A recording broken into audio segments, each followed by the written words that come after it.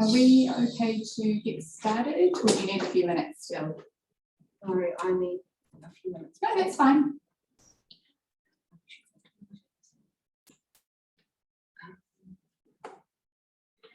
So what ones do you want now? So you need to do presentation.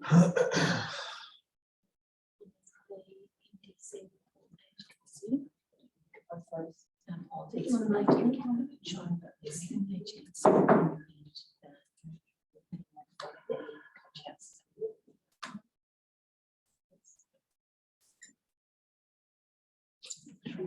Oh, the only answer is yes, the other one. Okay.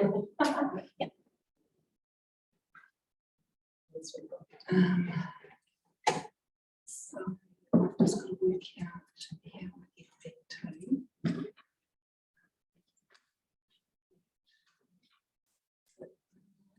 So what's the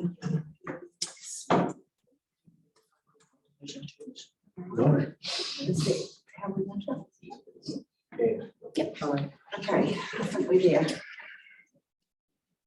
So it's not, but it sounds. Yes,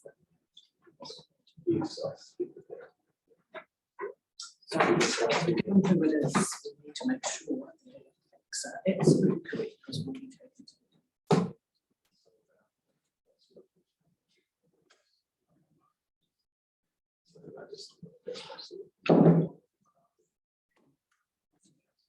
Well, I just want to show you that Hamish is really important that you find those people, regardless of what you say that we're aware. Please work with us directly. Please write us the agent. Just work with us directly and give us just checking facts with staff changes, etc. That phone needs to go today. It wasn't. Yes, but what they've been told by the agents sounds like Stressed out. Don't worry about it. That's enough. yeah, that's what we want us for that to do. Yeah, right. I remember that, you know, it's your little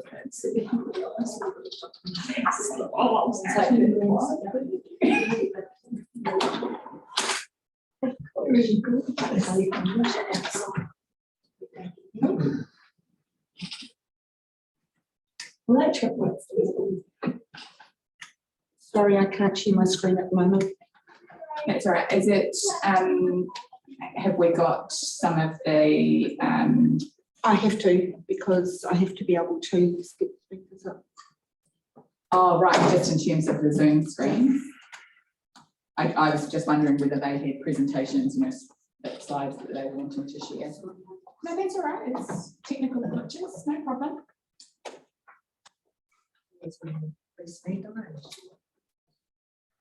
We only have 1 minute's worth of business before 9 o'clock.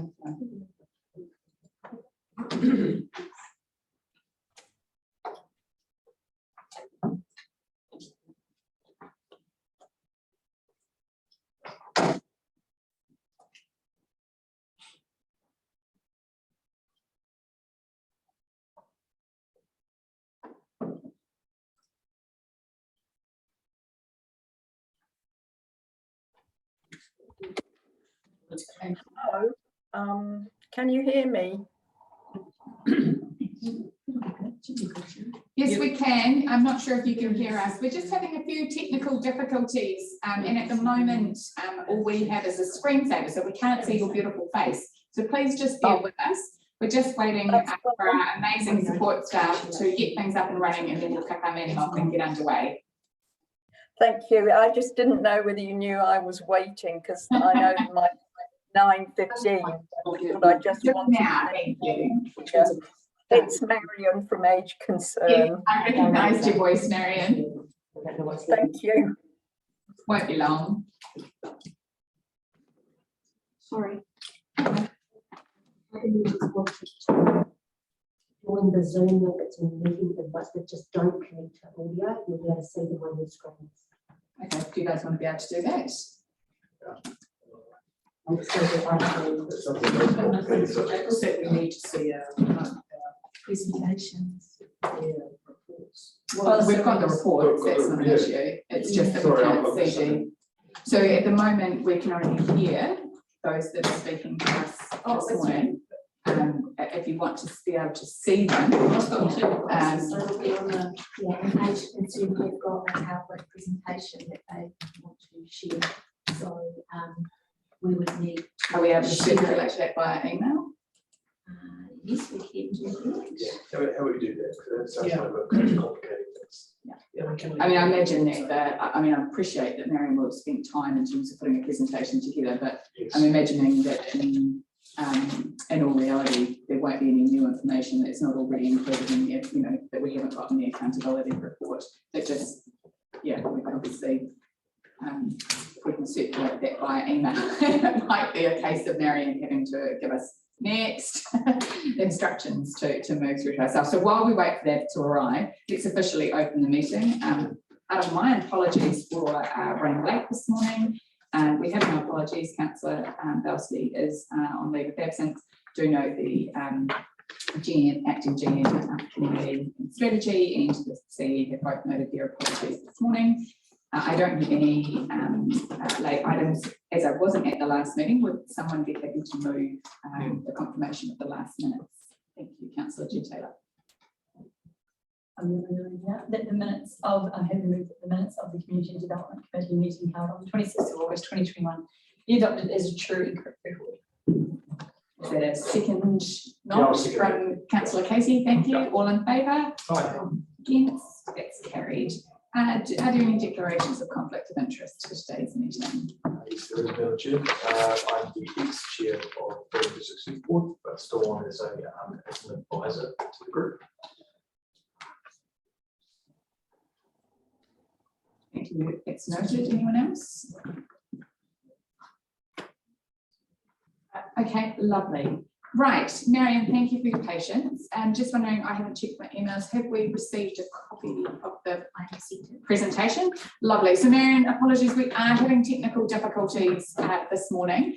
What we've done is we can hear you, but our screen system isn't working, and so we're not able to see your presentation or your lovely face at the moment.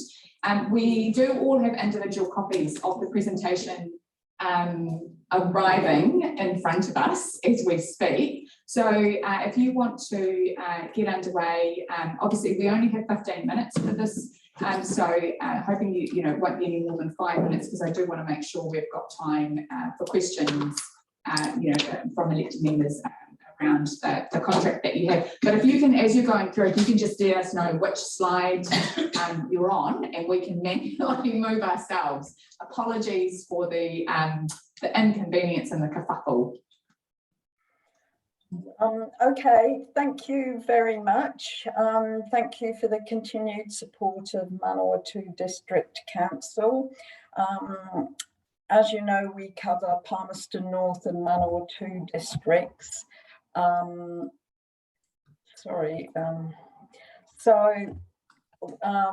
you know what we do. We work for the well-being, rights, respect and dignity of all older people.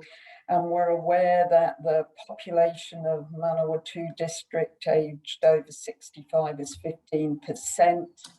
Our key services are an accredited visiting service, health promotion services and an elder abuse prevention service. Your contract goes to assisting the running of our accredited visiting service. We've been working with Professor Christine Stevens at Massey University. So I'm looking at my slide headed loneliness, and she agreed to produce a report on the Manawatu region, and from the New Zealand Health Work and Retirement Study from their 2020 analysis. And they have 92 respondents combined from Manawatu and Palmerston North districts. 43% of respondents indicated moderate or high level of loneliness. And the things that impact on loneliness, we might expect mental well-being, poverty and housing. But having said that, I don't believe that gives us license not to try to support people who feel lonely. So your accredited visiting service in the last 6 months, I think it was 492 hours of donated time in the Manawatu region. I think that's for the whole year. But at not 6 months, I think that's 12 months. And as at the 30th of June, we had 17 clients in fielding.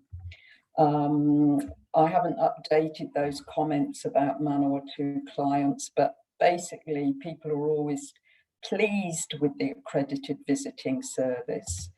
And you know that our costs are coordinated time, because although it's a volunteer service, our volunteers are volunteer workers, and we recruit, screen, train them, match them.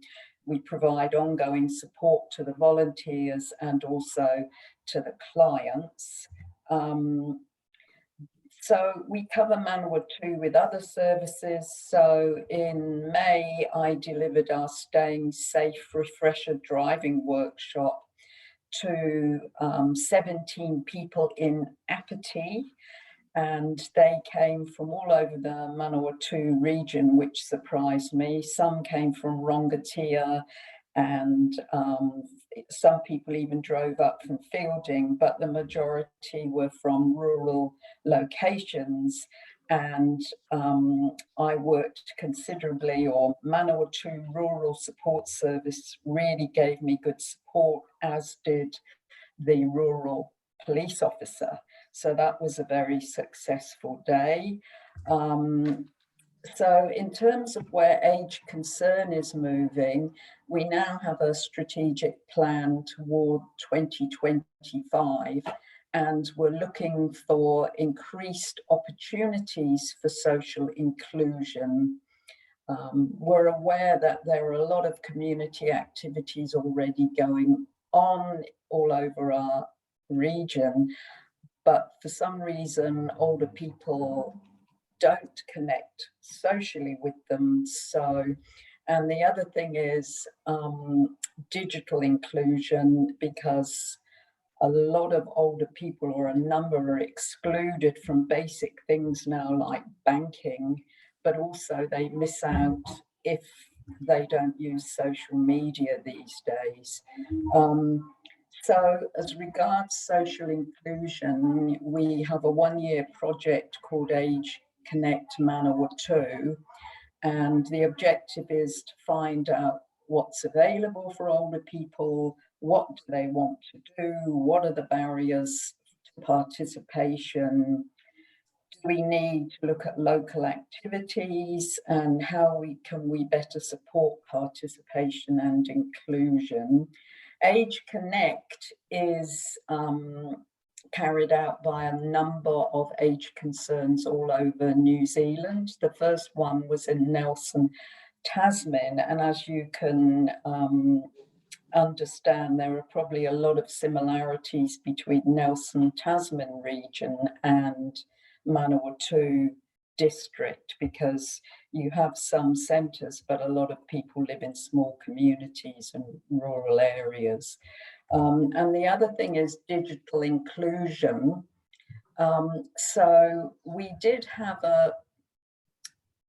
the DORA, the Digital On-Road Access Bus, booked to come in October and then November, but we can't have it till we're at level 1. So DORA is operated by Digital Inclusion, the Digital Inclusion Alliance, Aotearoa, and it's a mobile classroom. It's got 10 workstations. It's powered, the computers are powered by solar panels, and it's 4G compatible. And we were going to run online banking training, and we still hope we'll be able to do that. I've been working again with Manawatu Rural Support Services, but also with Fielding Library. Vicky, whose surname I've forgotten offhand, but anyway, Vicky says that they have already been running some of the DIAA programs at Fielding Library to encourage people to be more digitally connected, and she and her staff had agreed that they will be trainers on the Dora bus when we're able to bring it to Manawatu. And we've already got people in Apathy and Cheltenham who are very interested in participating in that training. We continue to run the Steady As You Go class at St John's Ambulance Rooms. That was originally set up with a grant from Manawatu District Council. We continue to respond to inquiries. I mean, we get inquiries from Himatangi and Rongatia and all over the region. And our elder abuse response service, we still operate that. Just we get contacts for some reason from Himatangi Beach. I think there's an older group of people there who are looking for support. So our social workers go there to provide what support they can, because elder abuse includes things like neglect and self-neglect. So thank you, that's my presentation today. Thank you, Marion, and thank you for your patience. It has been helpful having the slides to scroll through, albeit it would have been much nicer to have seen them with your face as well. Look, I'll open it up for questions from my colleagues. Councillor Short.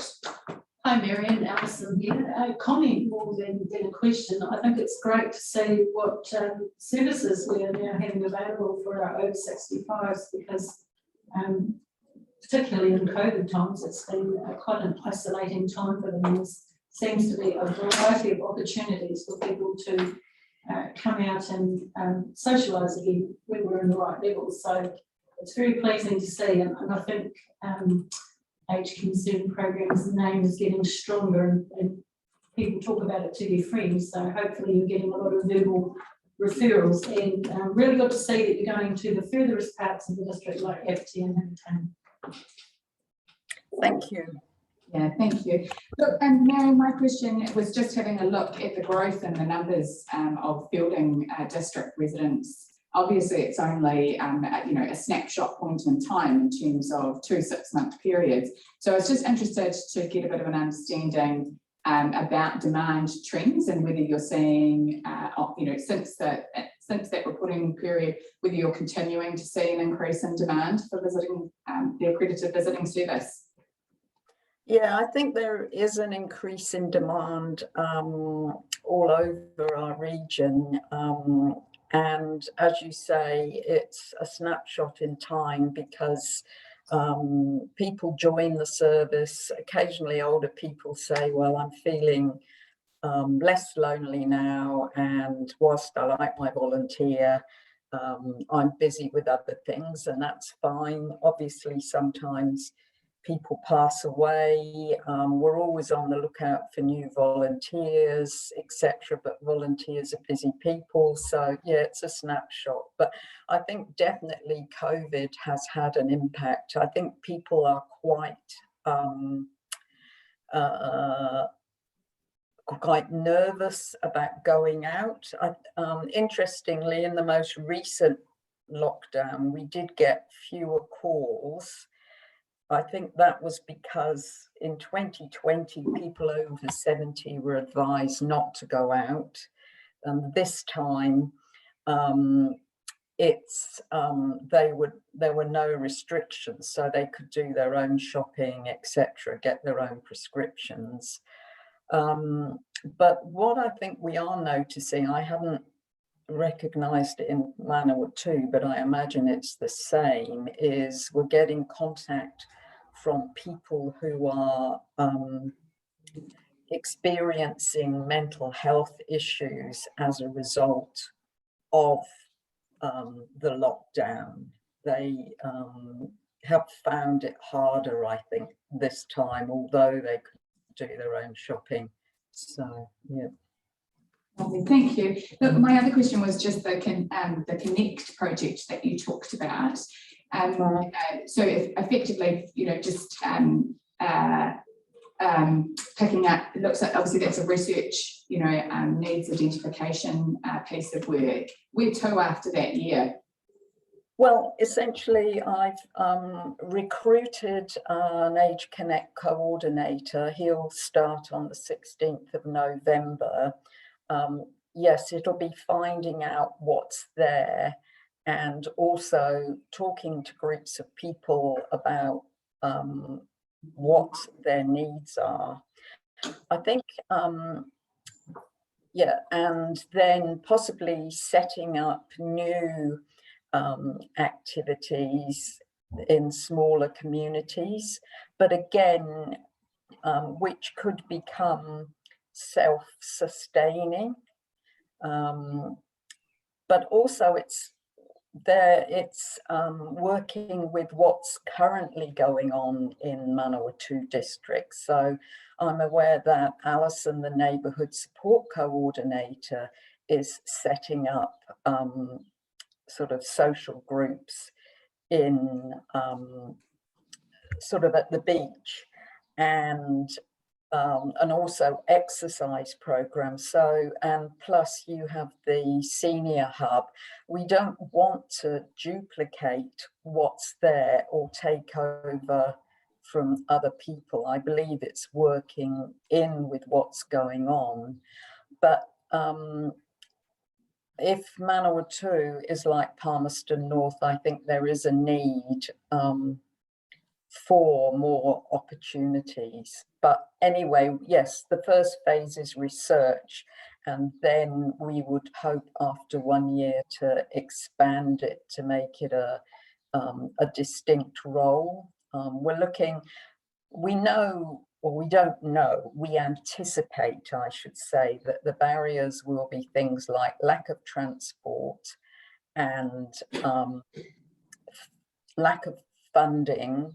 You know, people have limited budgets if they're living on government superannuation, and also maybe they've lost social skills or lost confidence about going out into social situations. If you've been at home and you've seen friends and family pass away, you get out of the skills of, you lose skills, I think. And so the other thing, I'm hearing you say that there are a number of identified, you know, highly probable outcomes, and this process will, you know, in many respects confirm, you know, provide an evidence base to confirm what you probably know anecdotally and experientially. But look, the only other question I had for you, Marion, was just noting that in terms of your survey, your response rate's currently below 50%, and just wondering, as part of the research project, obviously that has the Connect Manawatu has a specific focus, but whether you're also going to have a focus on, you know, improving the response rate that you get to, you know, to inform the, you know, the work that you're doing.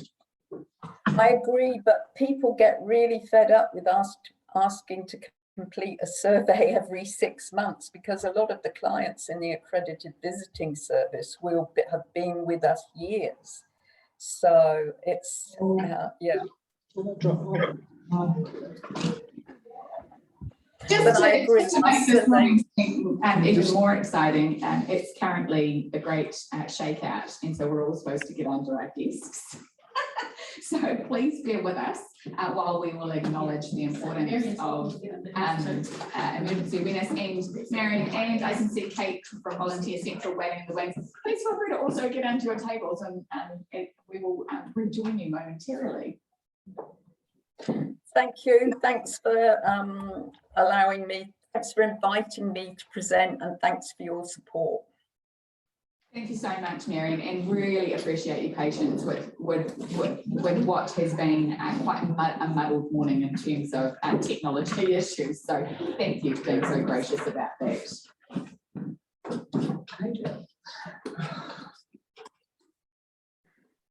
Right. Yes, so we've been advised, sorry Kate, Volunteer Central, with you in just a moment. We're having some technical difficulties this morning. We've been advised that the only way to get the screens working is to reset the Zoom link. Obviously, this is a public meeting, so it's important that that remains open. So Janine has emailed, or sorry, someone has emailed the Zoom link for the meeting. So if you can join the meeting but don't join audio, and Ellie's available on hand, and that will mean that you are able to see all of our presenters.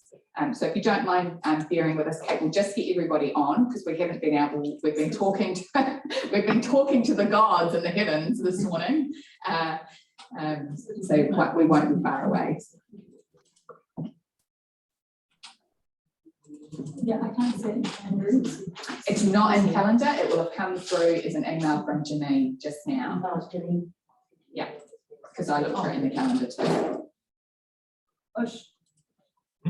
I've only got Janine's email saying it's sitting in the meeting calendar now. Looks like it was only sent to me.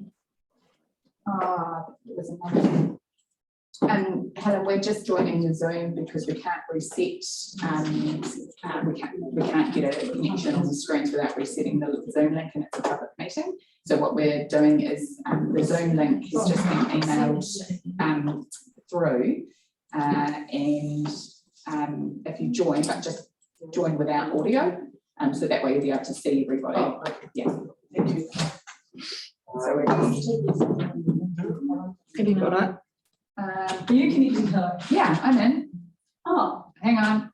I'll just, I see what's happened. Hang on. Here we go. Helen.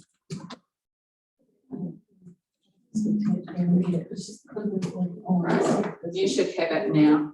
Thank you. No, it's not in the meeting calendar, but I've just forwarded through an invitation that has got it. So you should just be up on that.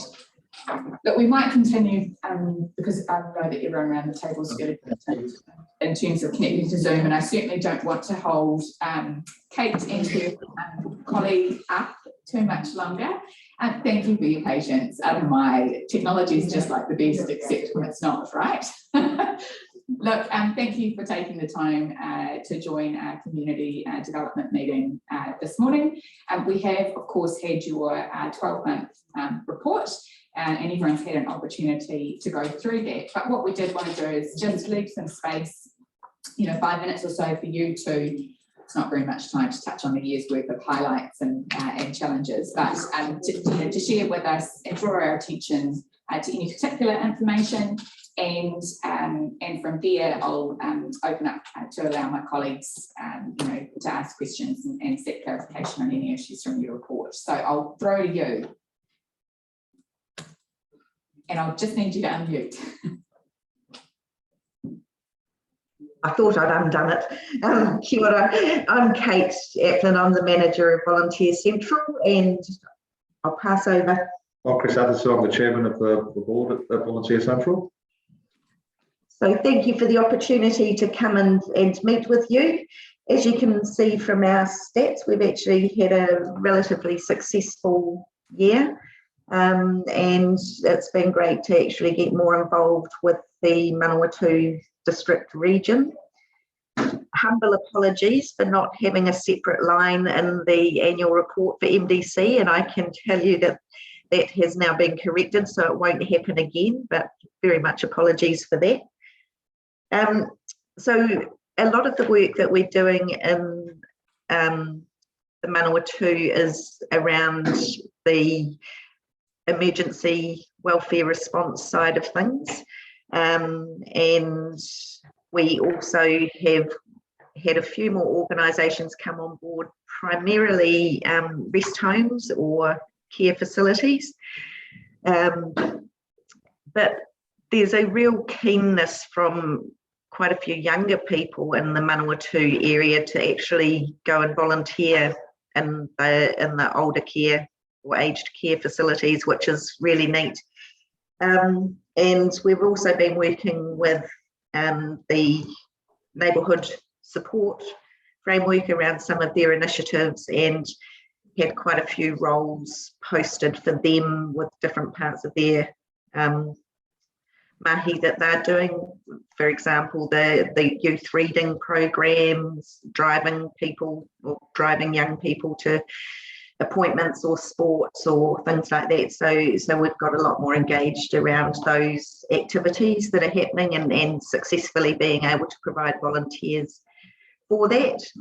So yeah, I guess the key successes for us are that we've managed to be flexible and adaptable over a year of disruption, and we feel we're really growing from strength to strength at the moment, and are going to continue to do that, particularly in the Manawatu area over this coming financial year. Fabulous, thank you. Look, I'll open that up for questions or feedback from my colleagues.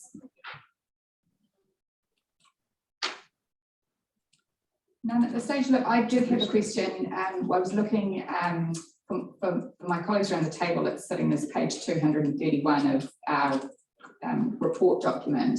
So I was looking at your performance measures, Kate, and I was really interested just to see the dramatic improvement in terms of feedback, in terms of your Net Promoter Score, and was interested just to unpack that a little bit and ask, what do you, that's a fantastic result. What do you attribute that improvement and success to? I think it is a great improvement. We're really pleased with it. And I think it comes back to the change of service delivery model that we took on about 18 months ago, where we moved back to the kaupapa of actually looking at people as people rather than a number. So we removed the ability for people to register themselves fully online as volunteers. So we'd actually have to meet with them and have a discussion with them to get to know them a bit better. So that actually made that personal connection for people and gave them a better sense that their interests were being looked after. But it also means that when we're sending them roles or connecting them with roles, we have a better idea of what roles really do suit their skills or the development that they want to achieve from their volunteering opportunity. We also meet with the organisations when they're posting roles now, so we get a real idea of what it is that they're looking for volunteers as well. So I think it's really a sign that the personal approach works much better than a tick the box exercise, and that people are feeling much more connected as a result of that. So even though the number of volunteers is a lot lower than it was in previous years, I think the quality of what we do is a lot better. And it's definitely more of a win for both the member organisations and the volunteers as well. And it's good to see as well from my point of view. And it's not so much that the volunteer numbers are low. What we do know, what we have now is an accurate record of active volunteers as opposed to people that sat on the books for 10 years but haven't perhaps been available for any volunteering. We keep that out a lot this year. Much more robust data integrity, which is always important as well, right? You want the data to be meaningful. Yeah. Look, my other question was really a bit broader. It was, you touched a little bit on some of the relationships that you have with other services in the community. One of the things I've personally been really struck by as I've read through the reports that we've got from other contract partners is how many of them have mentioned within their reports that they're struggling in terms of volunteer recruitment. And so I just wanted to check in terms of what awareness you've got about other organisations who have contracts with us in this community development space, and whether or not you're working with them or open to us referring them your way, because that's certainly my intention this morning in terms of some of the discussions and encouraging them to take advantage of the resource and expertise that you've got to offer to support the work that they're doing. Absolutely happy to have organisations referred to us and to work with them on how to attract and retain volunteers. There has been, and I did mention it in my report, there's a few organisations around the Manawatu community that are reluctant to look outside their immediate membership group for volunteers, which limits their access to a pool of people that could support them a lot. I do know the SINCOS group is up and running, but I'm aware that there's some review of how that's working or how that's functioning. So Janine is going to contact me when it's ready for me to come in and join. So that's on the horizon, but at the moment, really, if you have organisations that you're concerned about or that you just want us to provide some support to, please feel free to send them our way. Fabulous. I will suspect Janine has already made that suggestion, but we will certainly be encouraging, just given that trend that we're seeing in our reporting, maximising the value, of the contract that we have, with you guys and the expertise that you bring to support other organisations makes really good sense and certainly good synergy. Were there any other comments or questions in relation to the report from anyone else? No, I think that's it from the table. So look, thank you so much for spending time with us this morning. And again, thank you for your patience with what's been, I guess at one level, quite an entertaining series of technical glitches. We really appreciate your patience. Thank you very much. And just a reminder that we've got volunteer recognition event next year, will be the 17th of June. Nominations will be open in March.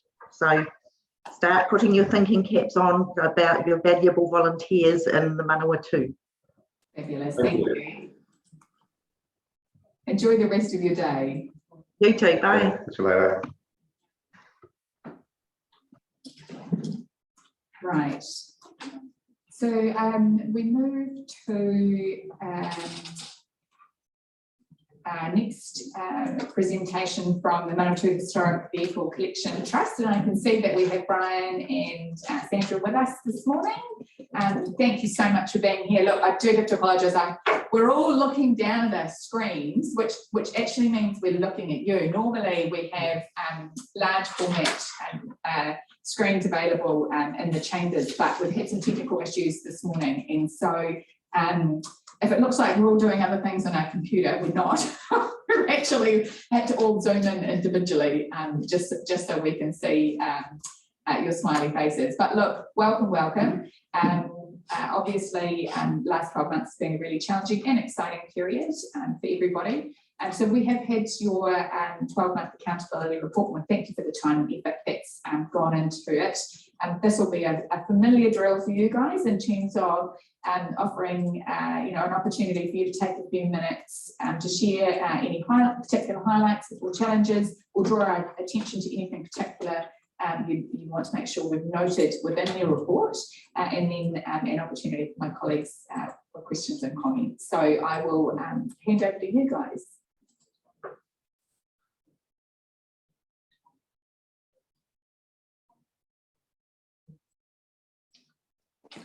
Hi, good morning. Sorry about that. I wasn't sure whether you were muting me or I had unmute, but anyway, I've worked out the technology.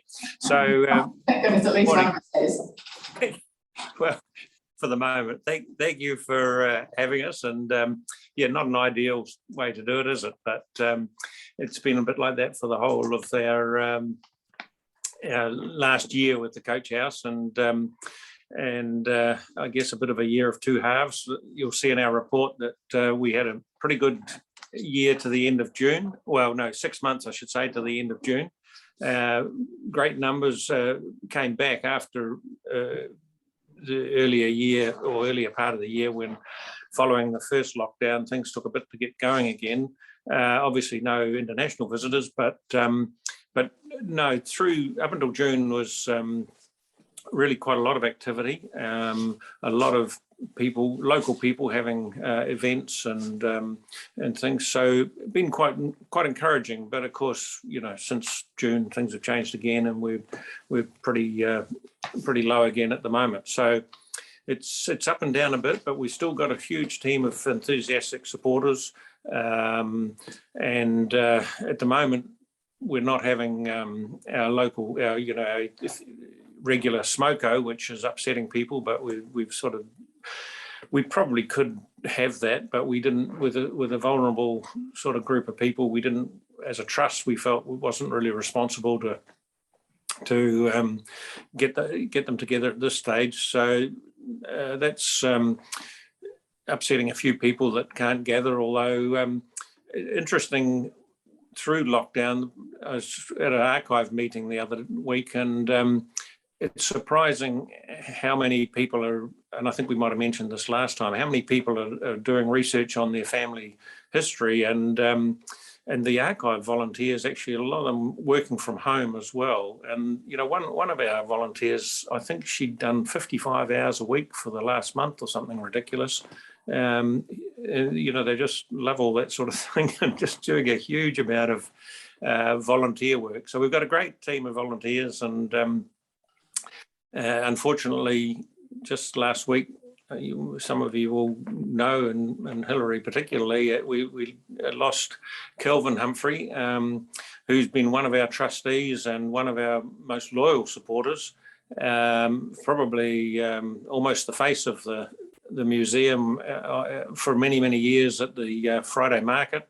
And he unfortunately collapsed and died just last week. I think it was Friday. So very sad to lose Kelvin, but we've got, and also since we reported last week, another of our volunteers, I think maybe, yeah, I'm not sure whether it's in the last 6 months or before, but Dennis Inkpen was also a trustee, another one who collapsed and died suddenly. So we're losing a few of our good people, but there's others that are coming along and managing to take up the reins. So, but we do certainly rely on our volunteers for the tremendous amount of work that's done. I don't know whether, Sandra, you want to add anything in there? Yeah, it's just it was interesting, the quilt show that we had. It's not ours, but they hire they basically use the museum to display the quilts.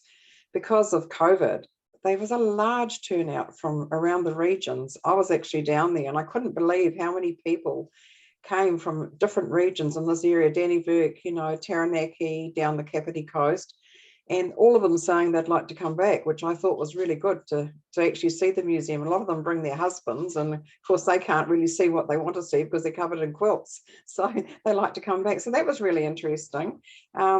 I have had our recording committee lady, Val Brannan. She's done a little video clip for us. Val actually is on our recording committee, and she does video clips in the museum for showing on the TV. And she also records conversations with our long-standing residents of Fielding on life in Fielding, so that we can have that recorded for posterity, which I think is a great system. I think eventually we'd like to display some of those conversations in the museum.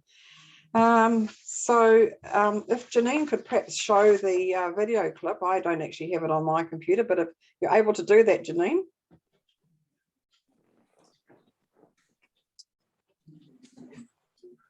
Do we have sound? No, we don't seem to have sound. We've got. One does it. Pushes it up. That's building our new fence. Recording in progress.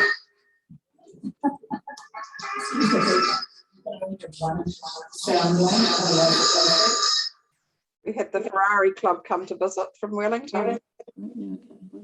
Yeah, I know, I can't find where to take it off. Just showing our many facets catering.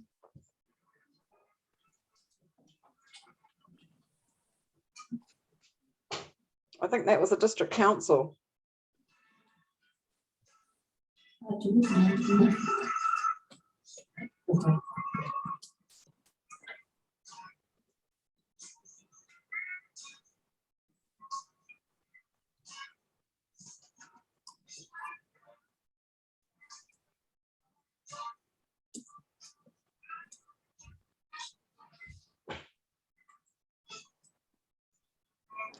Showing some of our school groups going through the museum.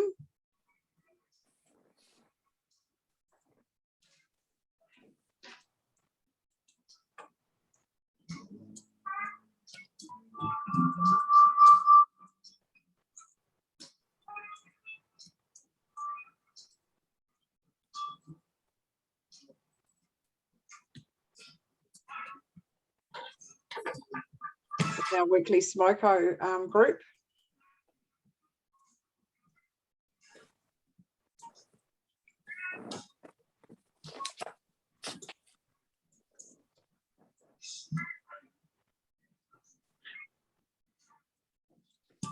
We had the Fantasy of Lights during July. Makino Rotary put on in the museum, attracted a large amount of people for the 2 weeks of the school holidays. And currently we've got 100 years of school dental nursing, a special display.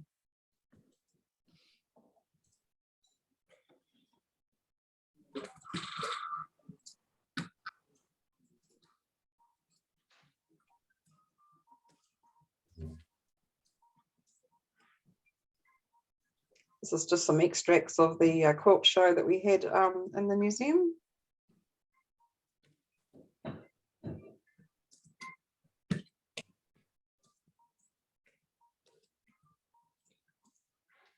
So as you can see, it's quite its uses are varied in the community.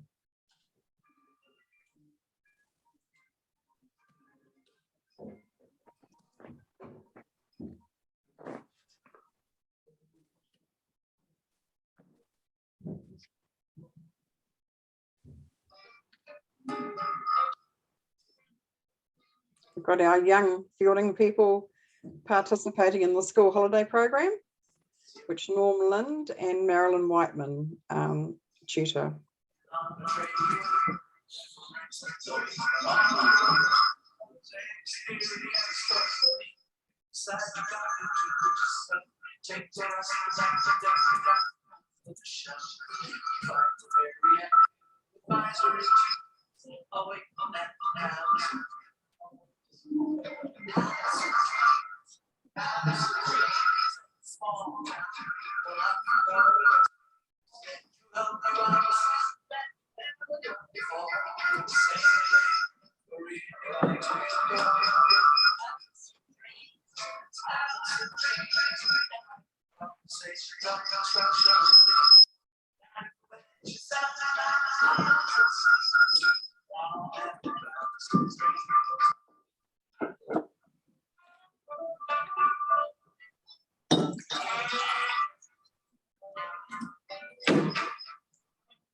We had quite a few outside activities come in during the Old Skills Day, which was great to see. And we had 880 people go through.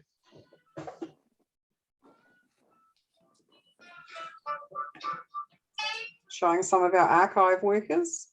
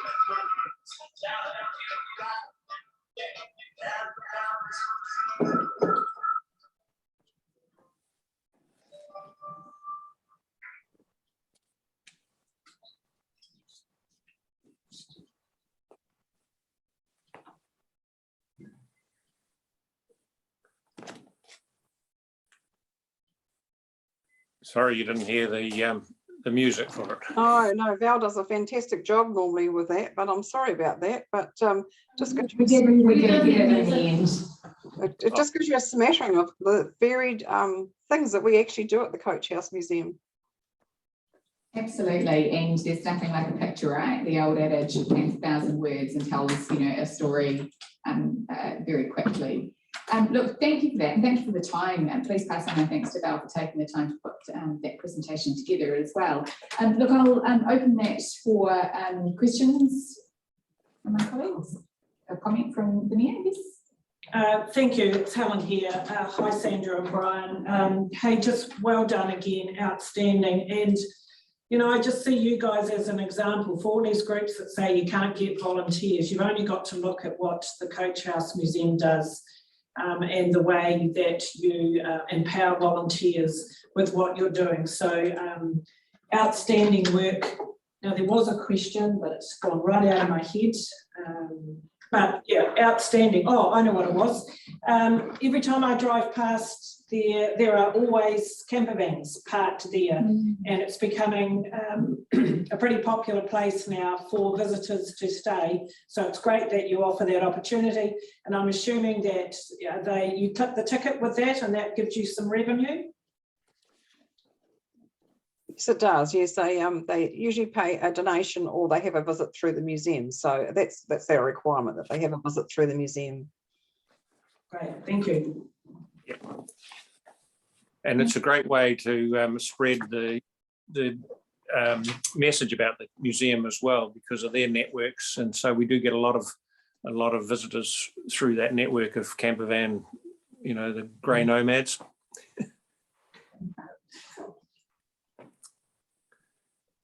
Anyone else? Look, my question for you. Oh, sorry, Councillor Short. I'm just trying to find the right page. I was looking through your overheads and was blown away to see that your insurance is now $33,000 per annum. Goodness me. Yes, it's very expensive, and we did sort of get a discounted rate for a few years, but since the trying to think of the name of it in England, where that tower block with the cladding had a fire at Greenwich or something like that. The insurances have gone up hugely, partly because of the cladding in the building. We've got that steel cladding with polystyrene in the middle of it, and that doesn't help us at all. But yeah, it's a huge cost, the insurance on the building itself. I mean, we don't insure all of the displays items that we have on display. It's just not practical, and trying to get valuations and that sort of thing. But so there's a minimal amount of insurance on contents, but most of it's on the actual building itself. It went up $10,000 when they changed that cladding rule. So that was a huge cost to the museum, really. Yes, it's really grateful that it's a peppercorn rental, right? Otherwise, I'm sure you've been doing a cost-benefit analysis as to whether that's the best ongoing location. Absolutely. My question for you was just, without wanting to diminish, all the fantastic information that you've shared, just picking out, we talked last time when you came in for your 6-month review about the challenges around getting visitors, to provide feedback that inform the performance data with the contract that we have. And I see that as opposed to improving, in fact, we're getting even less responses. And as I had a look, in terms of your overall visitors, you're getting a less under 1% in terms of a response rate, which you then have to ask, in terms of the validity of that data in terms of providing a comprehensive picture and feedback to inform both your own internal practices and reflections and processes, but also for us as council, it does bring that into question. And I guess I was looking at the really comprehensive data that you were able to provide in terms of when people visit and where they come from and how they heard about you, and thinking we've clearly got some really good systems in place there. And I guess I'm struggling to understand, we have obviously got a volunteer base that's really comfortable in that space and gathering that information. what the ongoing challenges are in terms of the follow-up, gathering the follow-up information that then reflect on the value of the visit. Obviously, there's anecdotal comments in the visitor box, but in terms of that survey, was just keen to get an better understanding of the challenges and your approach to lifting that response rate going forward. Yeah, and I mean, right from the start, we recognised this would be a challenge to collect the data. I mean, when the stuff that we do collect now, we do it in a way that it's a conversation. So when visitors come in, you say, oh, where are you from? How do you hear from it? And people are filling in a survey without them even knowing it, really. So that our hosts that ask those questions, the ones that do a good job, and not all of them are, that good at it, but the ones that do a good job will have a good discussion with people and find out things like, I say, where are you from? How did you hear about us? I guess it's quite prescriptive, the questions that we're being asked to fill in the survey for the council, and some of those ones, just let me remind myself about the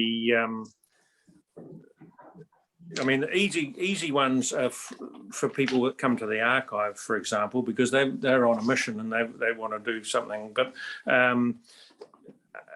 asking people about whether they feel they get a greater sense of belonging to the Manawatu is we're reluctant to put a clipboard in front of people and say, well, this, fill out these questions, because that doesn't really add to the experience of the visit.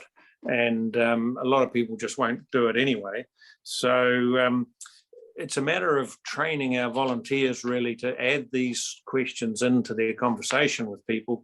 And particularly it's when they come out of the museum, like when you're going in, you've got a captive audience. You're like I say, having the conversation with people as they go in about where they're from and how they heard about us, but it's capturing them when they come out.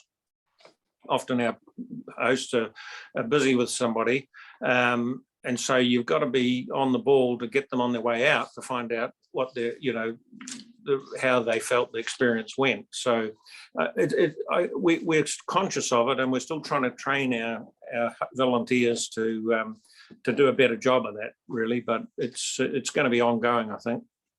Yeah, I have to say that I was disappointed that we didn't have quite so many responses, and I quite often go down to the museum during the week, so I always make a habit now of saying to, because when I'm on, having worked in a bank and having those sort of questions is a norm for us, I speak to the volunteers and say, look, it's really important that they usually ask the marketing survey questions when they first come in for our museum side of it.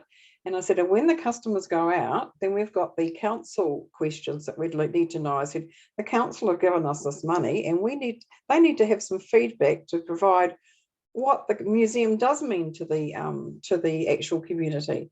And once I've been doing that quite religiously over the last month, and I notice now we're getting a bigger uptake because they realise how important it is for the museum, especially in these COVID times. Having a financial contribution to the museum is huge for us, really huge. So it's and the responsibility of what it means to the person that's been through the museum. And I notice I'm quite often on a Saturday, and we're getting quite a good response actually on a Saturday from out of towners, and most of them are quite taken, and actually I've had some quite good feedback since the 1st of July. So watch this space. Great, that's really exciting, and I think I think I'm encouraged to hear. Sometimes I think it's really easy, particularly in a voluntary capacity, for people to think, oh, this is just a whole lot of paperwork, and why does it matter? So to hear that message is heard and understood in terms of the evidence base that provides, in terms of demonstrating value, in terms of ongoing contracts and funding, there's nothing like that, in terms of a motivation and providing, I guess, a validation and a justification. So really pleased to hear. Was just going to offer any support, that we can in terms of, helping to convey and reinforce those messages, or speak with volunteers about why we're looking for that information. So that's there, but it sounds like you're well and truly onto it. Look, thank you so much for joining us this morning. Thank you for your patience with the Zoom and the sound difficulties and all those exciting things. Lovely to see you both. Please, yeah, we are really mindful of the loss of some of your key volunteers. So please pass on our thoughts to the wider network. You know, it's extended whānau, right? So really aware that you'll all be feeling that loss. Yeah, thanks for that, Hilary, and we certainly do appreciate the support from the council and all the councillors. It means an awful lot to us, so thank you once again. Wonderful. Enjoy the rest of your day. Thank you. Right then. Okay, right, so we will break adjourn for morning tea. We need to be back promptly for the Field and Community Patrol at 10:15, so we've got 10 minutes, or depending on which clock you're looking at, actually, because yeah, it might be a case of go to the bathroom, make a drink and come back. No, I'm just like, oh, I'm looking at the one on my laptop, which is only 6 minutes past, so you do have fractionally more time. Now, Steve, I didn't do it in the midst of those people just to be disruptive, but do you don't want me to flick my camera off for the Zoom? No. It's okay? Yeah, no, it's not a problem. All good, right.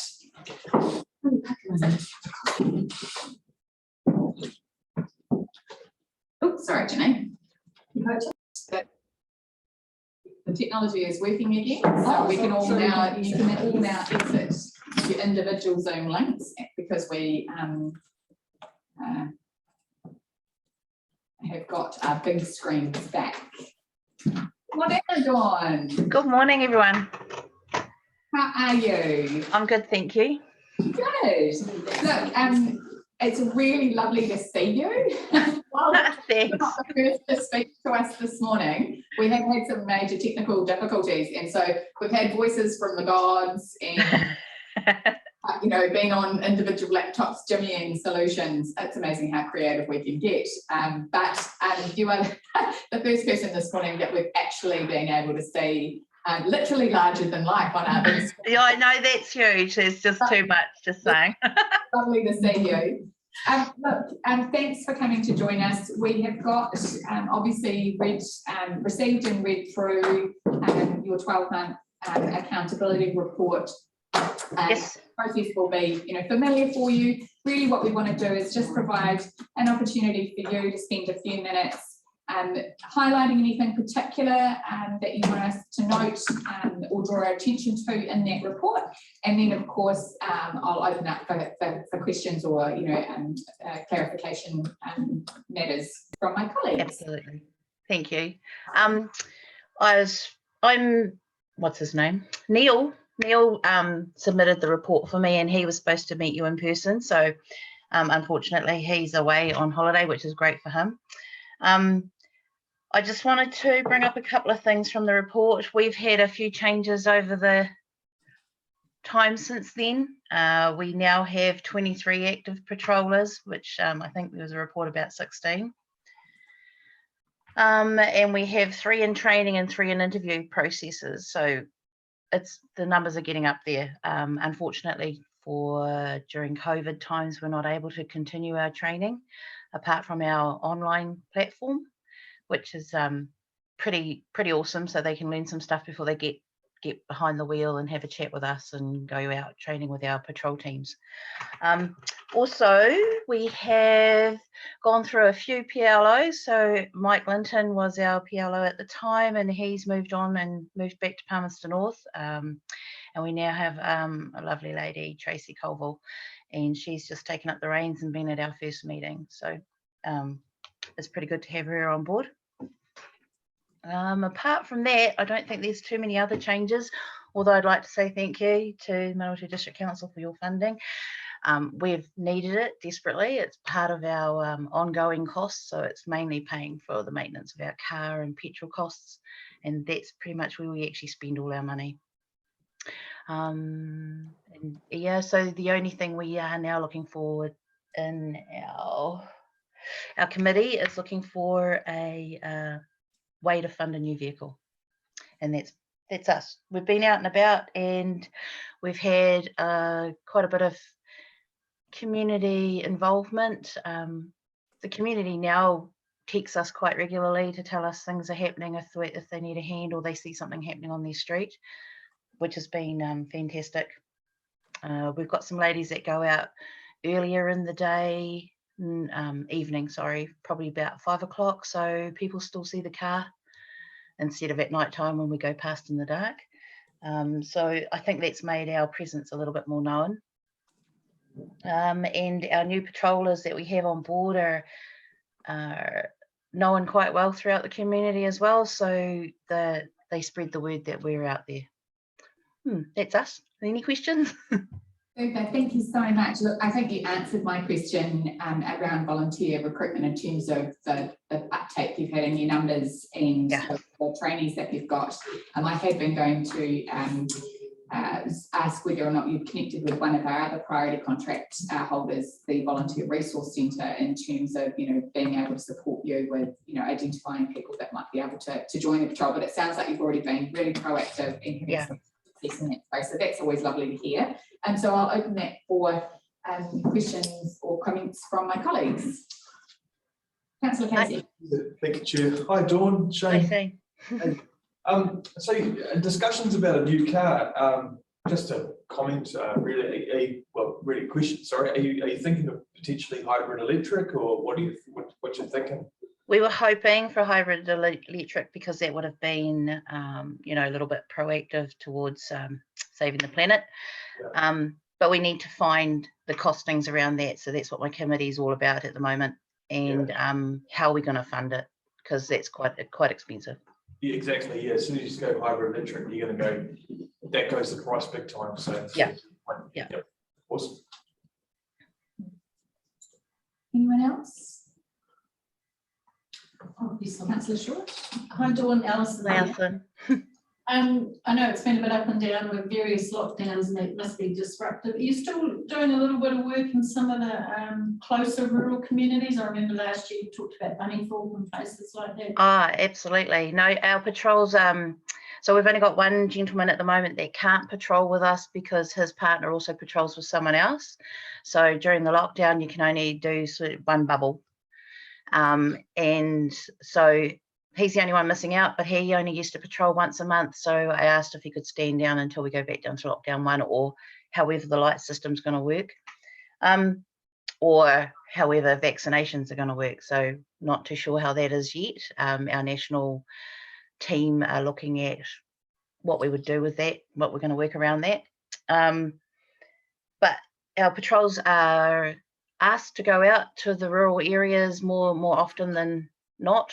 That's just because we got to patrol the rural roads in between, and with all the farming and things that happen around, you know, like in accidents and corners that people don't see often in town, you know, like you're not going to come across it too often. So we need to go out more often around and about. We do go through to Halcombe and through to Bunnythorpe regularly. Bunnythorpe and Ashurst are actually Palmerston North, but we were asked to help task that because we come through the way through Colleton. Just around a different side of the rural area, and they come through from Napier Road. So we have spent a fair bit of time through Rangitea and Sanson. But our new PLO, she's the rural, she's FGR, so she's building rural, and she's asked us to also include Tangi Moana. And that's, we haven't got there yet. Just talking to my patrols about, because there's only one road in and out of Tangi, so just to make sure that they're safe. What was her name again? Her name's Tracy Colville. Just C-O-L-V-I. I'm the liaison councillor of Tangi Moana, so they'll be pleased to hear that there's someone. Yeah, absolutely. Especially with summer coming in, beach issues. Yeah, so hopefully Hamatangi can come up the beach a little bit, but there's a bit of a mess through to Tangi, so yeah, we'll see. Yeah. Well, look, I think that's all the questions from us, Dawn. Thank you so much for your time. Thank you. Really appreciate the update. Sounds like there's some really exciting progress and certainly demand for what you're doing. So yeah, thank you for joining with us this morning and giving us an update. Okay, thank you, everybody. You enjoy the rest of your day, won't you? Now we're running a little bit ahead, Steph. I'm presuming that we don't yet have Renee and No, with us? Okay, that's cool. So what we might do is just jump to page 44 of our agenda, which is the community development strategy, relationships and liaison report. So obviously we've got minutes from a number of regional and local networks for our information. Janine, is there anything you'd particularly like to bring our attention to in that report?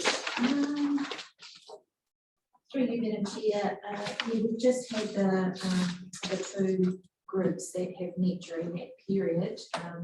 The Mid-Central DHB Health and Wellbeing Group is due to meet in the next couple of weeks. Well, it's possibly going to change from being endless list of things to do this week. But A, they're very busy with vaccination program, but some of the same staff, but B, they're a bit concerned about how to hold a public meeting as they normally do for their annual reporting, and they are possibly looking at doing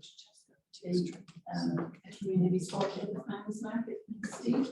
That's an alternative, so that's still in that calendar. I do need to check actually my contact conditions later, so I could stand for vaccinations, so so we're not entirely sure how we and strengthening families haven't held a meeting for a while, so I'm not too sure we might due to meet again. But the regional integrated network, you might recall that I mentioned at a previous meeting that they're going through a bit of a restructure, so we're just revising the terms of reference for that group, and it'll appear that our new general manager, Lynn Galley, once she comes on deck, she will be the representative for council on that particular network. But at the moment, I'm currently working through the stakeholders mapping of priorities for the Manatee district. So they're pulling together all the stakeholders' priorities so that they've got them in one area, so that they know that RIN is actually working towards the priorities of its stakeholders, which is a good thing to be doing. So other than that, the reports can just be taken as they received. Yes, were there any other questions arising from that? Councillor Short. Just make a comment on the Syncos AGMs next week. Syncos is keeps plenty of people tuning up, but no one wants to go on the committee, so it's I think I'm the only one with my hand up so far.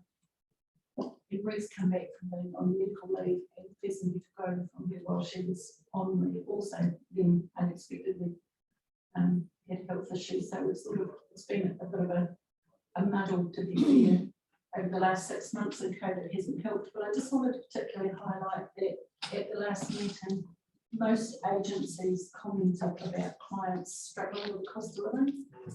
You know, everything, so the electricity subsidy has come off for the year, but, and then groceries are exorbitant, petrol's gone up, housing costs are huge, and a lot of people are experiencing food insecurity, and they're not wanting to reach out for help. They are, unless they've got children and things, you know, some people are really living on not much. That was really highlighted by a number of organisations, and the other thing that was highlighted was a lot of those organisations that offer face-to-face counselling services with clients, and perhaps Marion touched on it a little bit, with clients having to go to phone call consultations when they're level 4 and level 3, a lot of them, it's not as beneficial, in that there's a lot of stress and anxiety amongst the community, especially those people that are you know, socially isolated anyway. It's even worse in that a lot of people are, you know, even more frightened about going out, and perhaps what they were in lockdown last year. You know, when we came out of the lockdown last year, people were enthusiastic about getting back into society. This time, some people just aren't engaging. So there was quite a bit of concern expressed by a number of different organisations. Thanks. Just further to what Janine was saying, it's just processing what you said, Janine, sorry. Our new GM, is she going to, will you still go along to these meetings? Or is she kind of like our She because they're wanting decision makers and people with the authority to make a decision, I don't have that authority. So it needs to be a general manager at that level. So that's why I'll step back and she'll Provided they can get beyond it to agreeing in terms of reference. I think in the last 18 months that we've been receiving reports, I've seen a whole lot of talk and very little action forward. So I don't, you know, conceptually it's great, but I've yet to see any value add. So I'm sure Lynn's really well connected in that space, and may well be. And there has been, you know, a change in personnel. I'd have to support those comments, and I see that I've dropped off the invite list for those meetings, but I recall that they were changing the structure, and before Katie left, what we had started was that she was coming to our regional chiefs meetings instead of the mayors going to these meetings for an update, but we haven't had, since Katie's gone, we haven't had anybody either, so I need to follow that up as well. I'm not sure with the regional commissioner, the appointment's been made. Have you been following? Yeah, there has been one made. We're at the last room meeting, which I could go to because it clashed with council, but that was the first meeting. Yeah, but I agree, we just need to get it meaningful. I think one of the things I noticed that it just was worth mentioning, I know early in the new year we'll be reviewing priorities for the upcoming round of priority service contracts, and I thought that some of the information that's coming through in the same cost discussions in terms of, you know, and in these 12-month reports is worth pulling in terms of, you know, informing our ideas that, you know, a number of you know, commentary around governance training. I think Alison's comments earlier around the sunk cost network. You know, one of the challenges we're probably identifying is, you know, when you have social agencies, you know, not-for-profit organisations, which tends to be really people resource stretched to start with, to then require them, you know, to act in a voluntary capacity to facilitate a network, you know, starts to stretch perhaps people a little too far. So I think just noting that, I think that's something for us to reflect on going forward. But look, if there's no further comment, I'm happy to move that the reports from community groups for the period the 12th August 21 to 18th October 2021 be received for information. Just, yeah, happy to see that, but I just want to back up what you said before. Community groups, social services networks, non-profits were tapped out. We're absolutely making it for war. So they get people who have those common governance skills to go in this area. It's just impossible. You haven't sorted that now, kind of likely in the future. It's just not the capacity. Yeah, so with that, having a second recommendation. Thank you. So I'll put the motion. All in favour? It was carried unanimously. Thank you. Right, so back to our 12-month results-based accountability reports. I can see we have Renee from the Himatangi Beach Community Patrol. Tēnā kōrua, Atamaria, welcome. Lovely to have you with us this morning. This will be a familiar drill for you guys. Of course, we've had your report with the data-only performance measures and your narrative commentary and financials. But we do want to, provide an opportunity for you to, bring our attention to anything of particular note in that report, or any further highlights or updates you might like to make, noting that, that there's been a few months go by since the 30th of June. And then, of course, I'll open for questions from my colleagues. So I'll throw to you guys. Thanks so much. Thank you. I don't think we've anything to add in particular, so we're happy to go to questions if the committee has any for us. Super, thank you. Questions?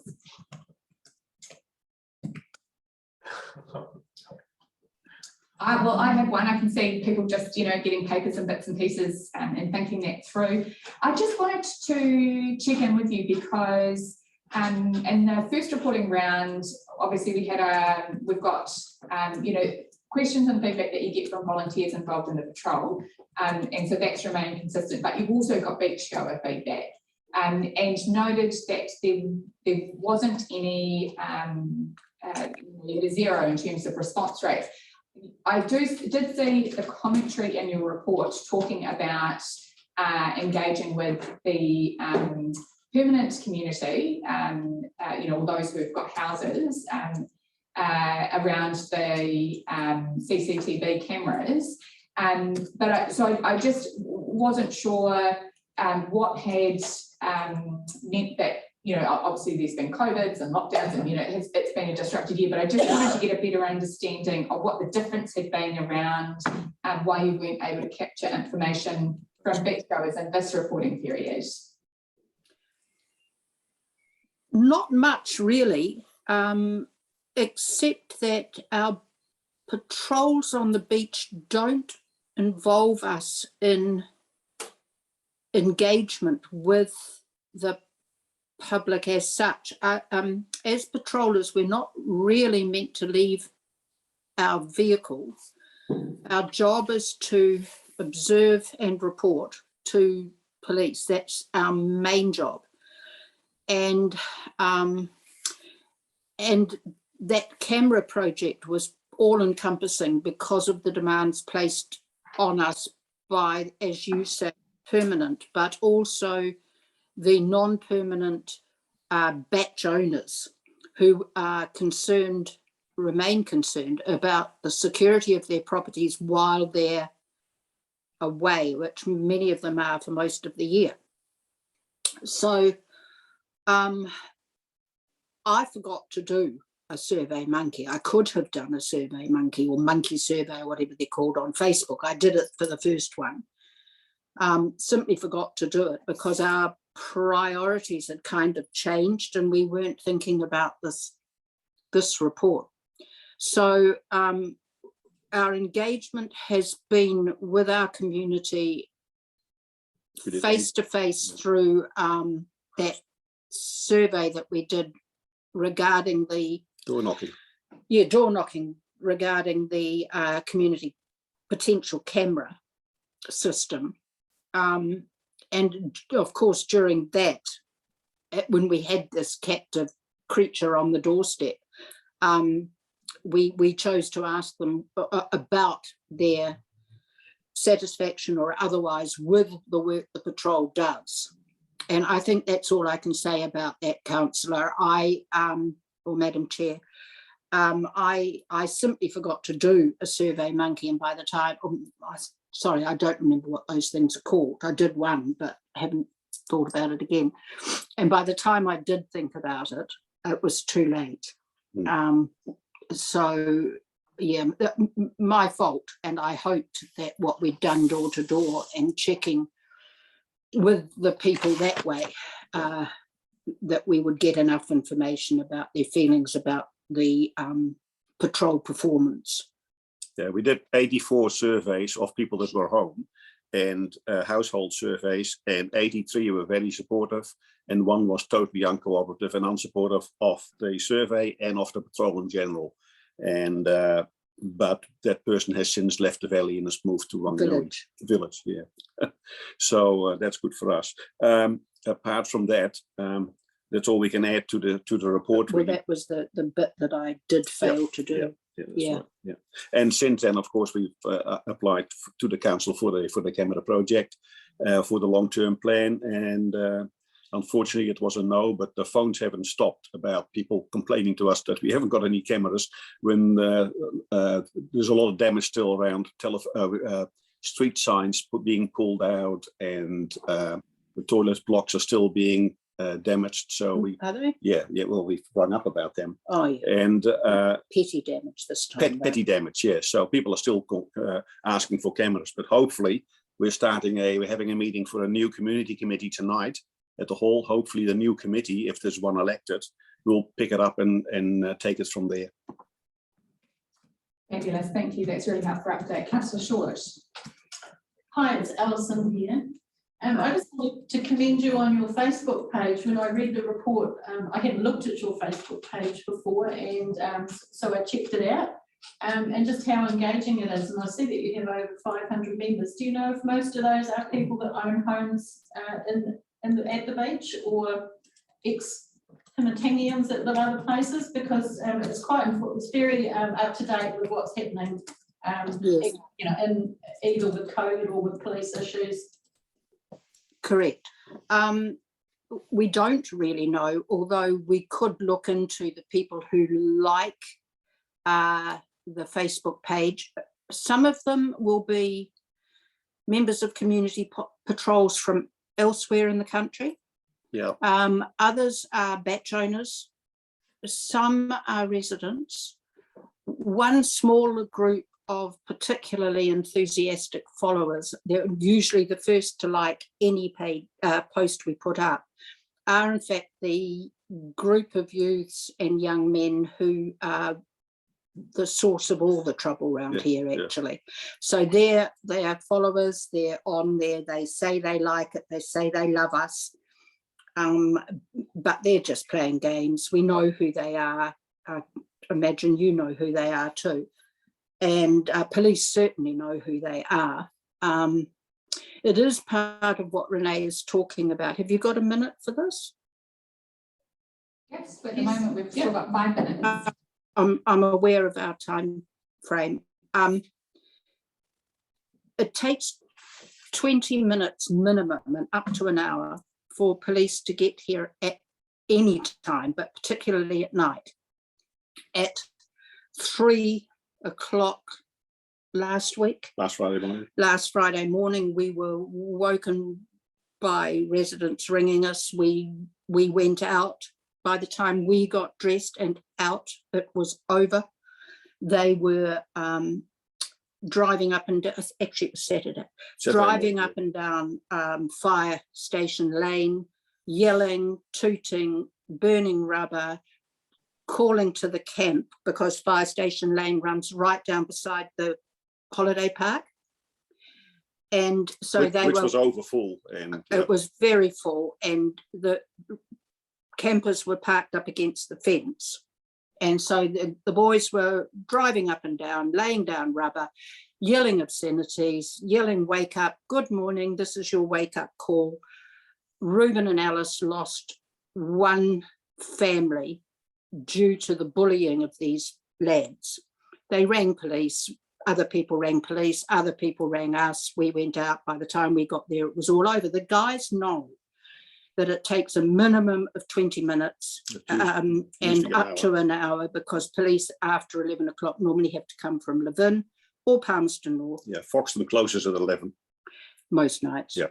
And so, yeah, police have said to us they can prosecute on video evidence, but it's getting out there. They can't get there. By the time they get there, and the boys know it, they've gone home. Their cars are parked up at home. Sorry about that. Sorry, phone call cancelled. You know, they do a 15-minute stint of this idiot behaviour, and then they whip home, and they're home, not tucked up in bed, of course, but home where the police can't touch them.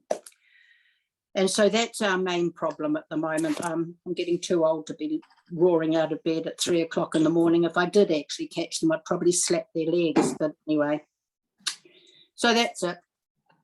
Yeah, and the same happened on Sunday morning, only later. It was 7 a.m. And the same happened on Monday morning and Monday afternoon. Of course, they hadn't gone home, and they burned out their back tires and blew them up and put new ones on and did the same thing in the afternoon. So it's the same sort of games. Yeah. Fun and games, yeah. Plus the fact that we now have had 2 vehicles stolen out of our village, and in the last month. And yeah, so it's an ongoing battle. We have got 2 new patrollers joining us, yes, which is really exciting. So we're now very excited. So we're slowly bringing the numbers up again, which is good. They've been out on patrol with us. They've been vetted and police checked, and begin their formal training within the next couple of days. Yeah, they'll be on a 90-day probation period, but we have great hopes for their stickability and for us feeling like they'll be able to join the team and be valued members. Fabulous. Helen. Hi guys, Helen here. Congratulations on the work that you do and for hanging in there, because and it's been tough. It's been tough through the COVID, etc. I recall when we unfortunately had to turn down your request for the cameras, that we did recommend that you make an application to Central Energy Trust, who funded a couple of our villages for cameras. Yep. So yeah, I'm hoping tonight when we reset the community committee and get that up and running, that needs to be a priority project, and that would absolutely support you, but also support the police to be able to make some convictions. Excellent. Yes, so do we, Your Worship. We're going to go to this meeting, and we're going to try and encourage that committee to pick up the project. We've done all the groundwork, as you know. We've made all the contacts, we've got the quotes, It's all there ready for somebody to pick it up and run with it, do the fundraising. Frankly, we're not going to do it. Renee and I, and none of the other members of the patrol, we're all putting in as much time and effort as we can doing this. And we don't want to get bogged down in a paper war. So we're hoping that the new committee will pick it up. Well, it sounds like you've done all the grunt work for them, so it actually looks like a really good, easy, low-hanging fruit, quick win kind of project for a new committee to pick up. So best of luck with that. Thank you so much for joining us this morning and for your ongoing commitment to the Manatee community. Thank you, and thank you for your support. Absolutely. Enjoy the rest of your day, won't you? Thanks. Thank you. Check out. Yep. Right, so we move to page 153 of our attachment with priority service contracts, the results-based accountability report for neighbourhood support. And I can see Ali and Brenda there it looks like a cupboard, but I think it's just we're in a cupboard. You're in. Tēnā kōrua, Ata Maria, good morning and welcome. Lovely to have you with us. Look, I just want to start by thanking you for both emailing through. Members of the committee will have received the detailed financial accounts by email separately to this, for sending that through. But actually, I really wanted to applaud you. I think, we have the benefit of looking through, the breadth and depth of reporting across our priority service contracts, and this certainly stood out for me in terms of the quality of information, the depth and the depth of reporting, in terms of reflecting on, the existing contract and how you can best be adding value, to council on behalf of the residents of the community. Having said that, this is not actually about me. Thank you for receiving the report positively. It was a big one, so I apologise for giving you so much reading to do, but I thought it was timely for us to have a bit of a refresh and recap on everything, and full disclosure and transparency and all that. But today I come with some good news, so Well, look, we'll hand to you, and the drill in terms of this routine. Obviously, we've been through the report, but any updates, that you want to share. Obviously, there's some good news, but anything particular you do want to note, we'll make sure we're alerted to in the report, and then obviously we'll just leave some space for questions. Oh yeah, I mean, so the main thing I wanted to sort of touch on was what I'd indicated in our report, which was at the time of reporting, things were looking a little bit shaky, sort of in terms of us having really good resource to go out and do the community engagement, which is quite a core part of what we do.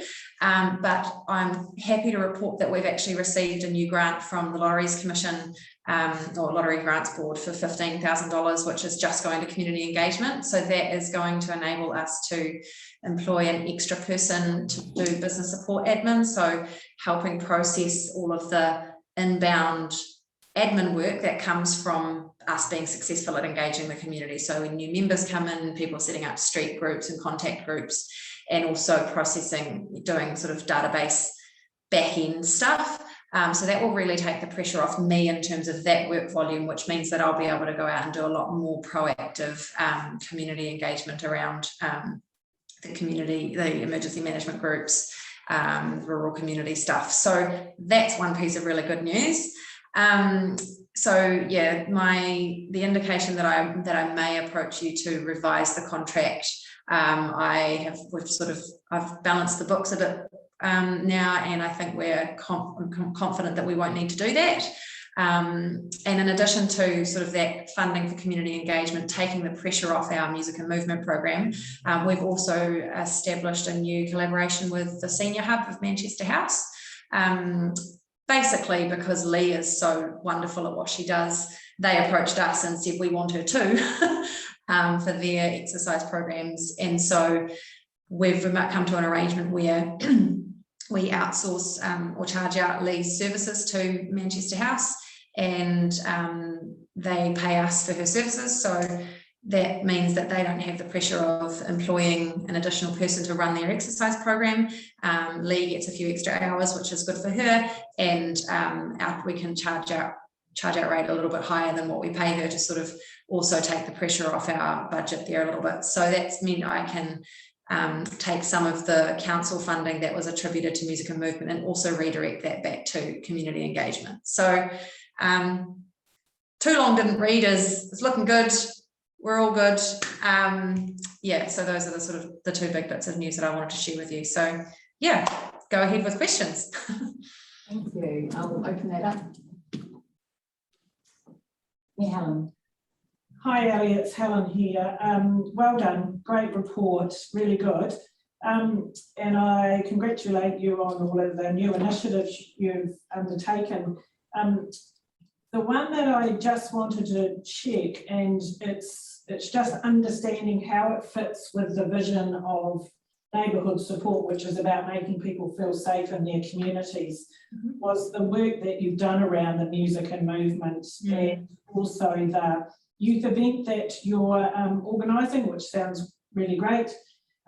Can you explain to me how those kind of projects fit with what the vision of neighbourhood support is? Yeah, so our core sort of slogan is safe, resilient and connected communities. So for neighbourhood support to actually fulfil that function, at the core of it is that we have to have members' names and details in our database so that we can communicate with them on a regular basis. So things like the Youth Expo is a big event that raises our profile as an organisation and delivers something so creates an avenue for people to learn about us and for us to gain those new members, but also serves that younger part of our community in the sense of being connected.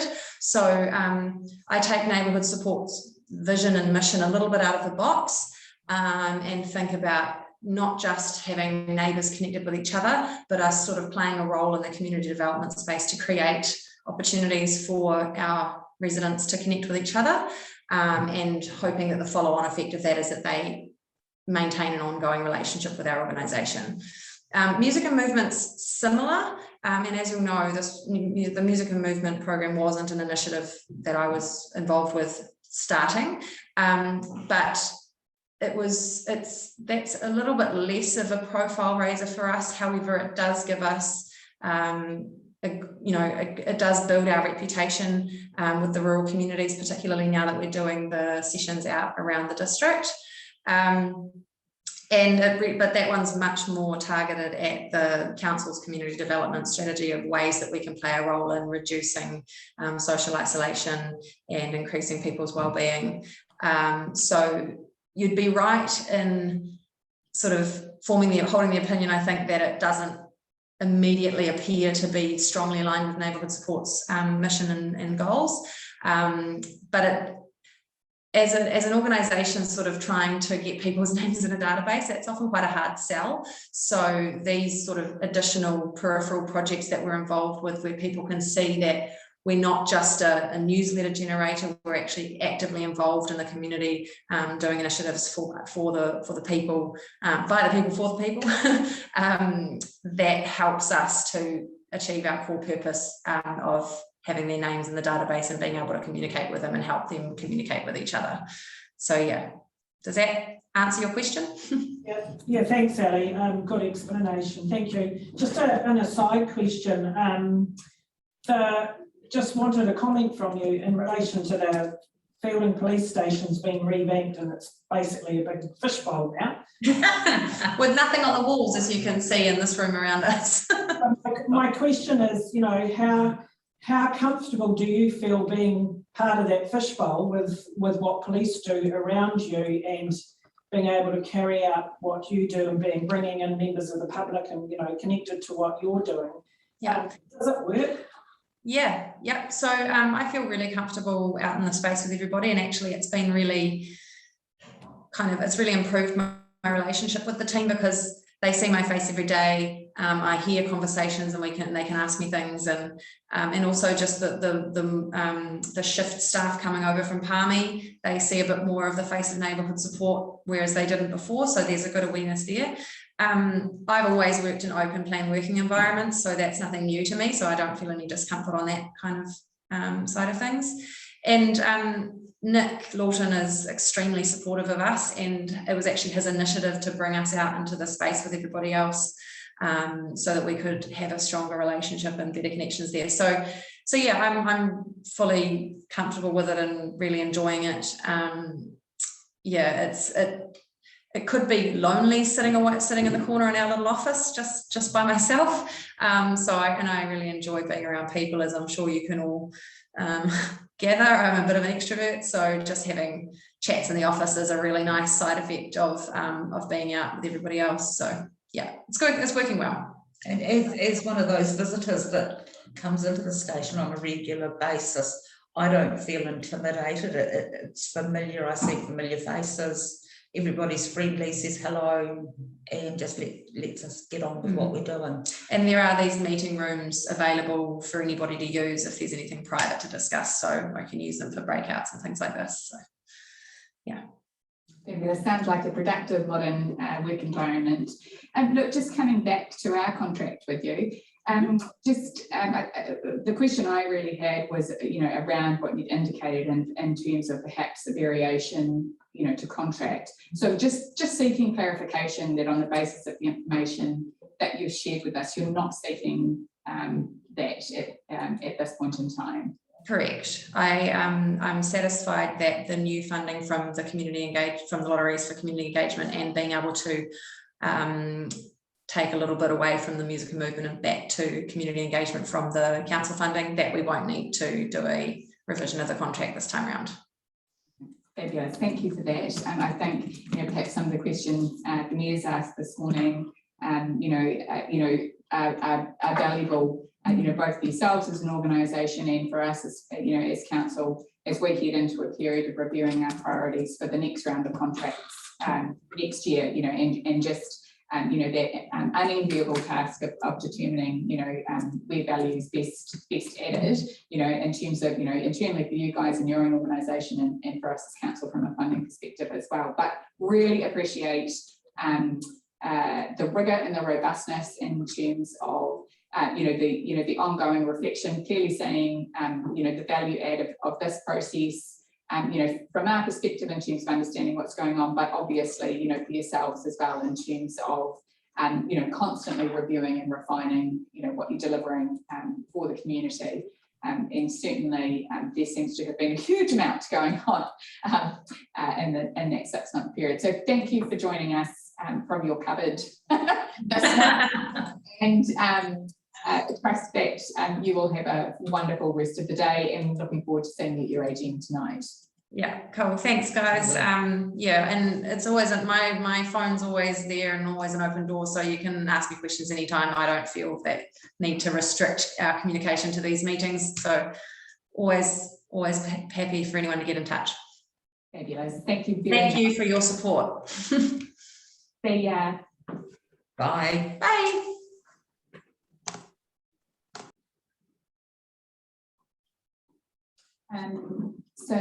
Next group is fielding a district east board chain. Having noted your interest this morning, given that it's a step removed, were you happy for you to stay in the room and just not participate in the conversation, or were you wanting to withdraw? I think that come next year, I'll think I'll stay, but this time I'll withdraw. Certainly. Still within my tenure. Yeah, absolutely. I don't think they're quite with us yet. So we might just try and sneak through the officer report on page 59, the schedule of funding applications. Now, I wasn't at the last meeting, but I understand that the community had requested more information. So, Janine, I'd like to ask you for that, because you're obviously, have a better understanding of that request than I do. Yeah, through you, Madam Chair. I actually refer you to page 61, which is 3.5 and 3.6. They're the two things that I was wanting to raise with you. The first thing is in regards to the funding that Council contributed to staff to bring the New Zealand House and Garden tour to the Manatee. So this was a joint funding venture with Manatee District, Council City and CEDA. And this funding was to secure the event coming. So it wasn't to actually cover the event itself, it was to actually secure it so that Manatee could host it. So it's a little bit left field in regards to going through the normal event funding application process. Hence why it was approved by the Chief Executive under his delegated authority, that the funding came from the event fund, which is why it's being reported in this report. And the second item, which Madam Chair had alluded to, was, you may recall at the previous meeting, there were a couple of the members that were seeking further detail on the actual applications that were processed and supported. So one way of doing that, after talking with the Acting General Manager of Community Strategy, was to maybe attach the checklists which are associated with the actual applications themselves, which then gives more detail about the funding and the alignment. So I would certainly welcome the committee's thoughts on whether that is suffice to answer any questions that they may have had for needing further information. So I guess my question is, as chair and not having been part of that meeting, is that the information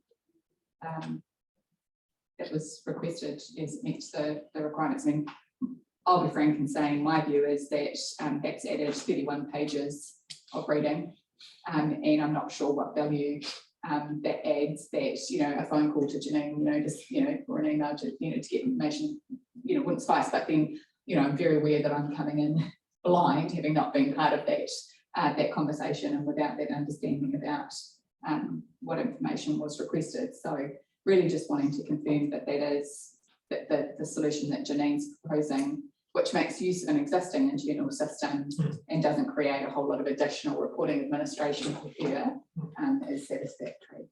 I think it was, wasn't it you? Yeah, I query around it. I certainly, well, it was more so that we're more aware of particularly events, what they are, and a bit more about them. Wasn't wanting to create any more reporting. So, and we don't need all that extra information, but if that information is being put together as part of reports anyway, then great. Happy to see that come through. It was just a bit more understanding about it when you get asked out and about what these events are about, rather than having to say, I don't know, and I'll go back to the past.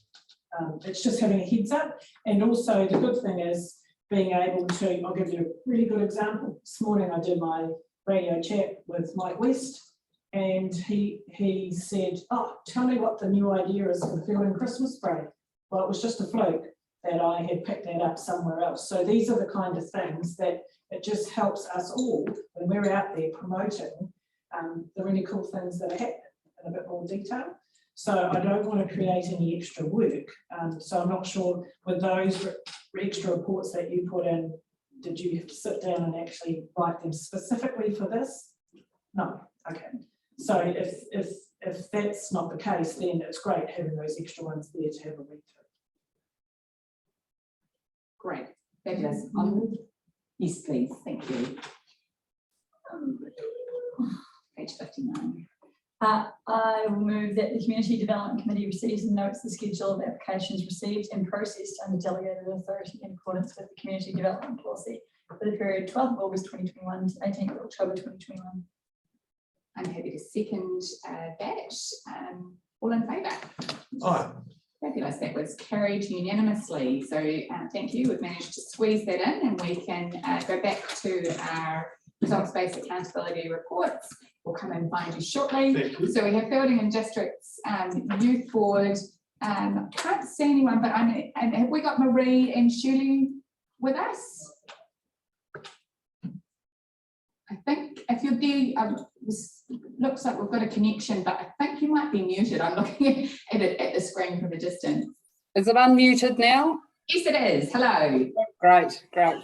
Yeah, so Shirley, Secretary, I'm the Treasurer, and Rob is the Business Advisor. He's also here with us as well. Shirley and Rob, fabulous. Look, thank you so much for joining us this morning. Pleasure to have you with us. We have all had a copy of the results-based accountability report through the end of June earlier this year. So we have all had a chance to read and go through that. But what we really wanted to do in the brief time that's available to us is provide an opportunity for you guys to share any particular highlights or information within the report that you want us to be particularly alert to, and then obviously just provide an opportunity for any questions that we may have out of that report as well. So I'll hand over to you guys to take us through anything you'd like us to note. Yes, good morning. Morning. Is your camera unavailable or were you able to turn that on? I'm just going to have a look. Hold on, look. Where is it? Why is your camera not working, Rob? Is it so strange?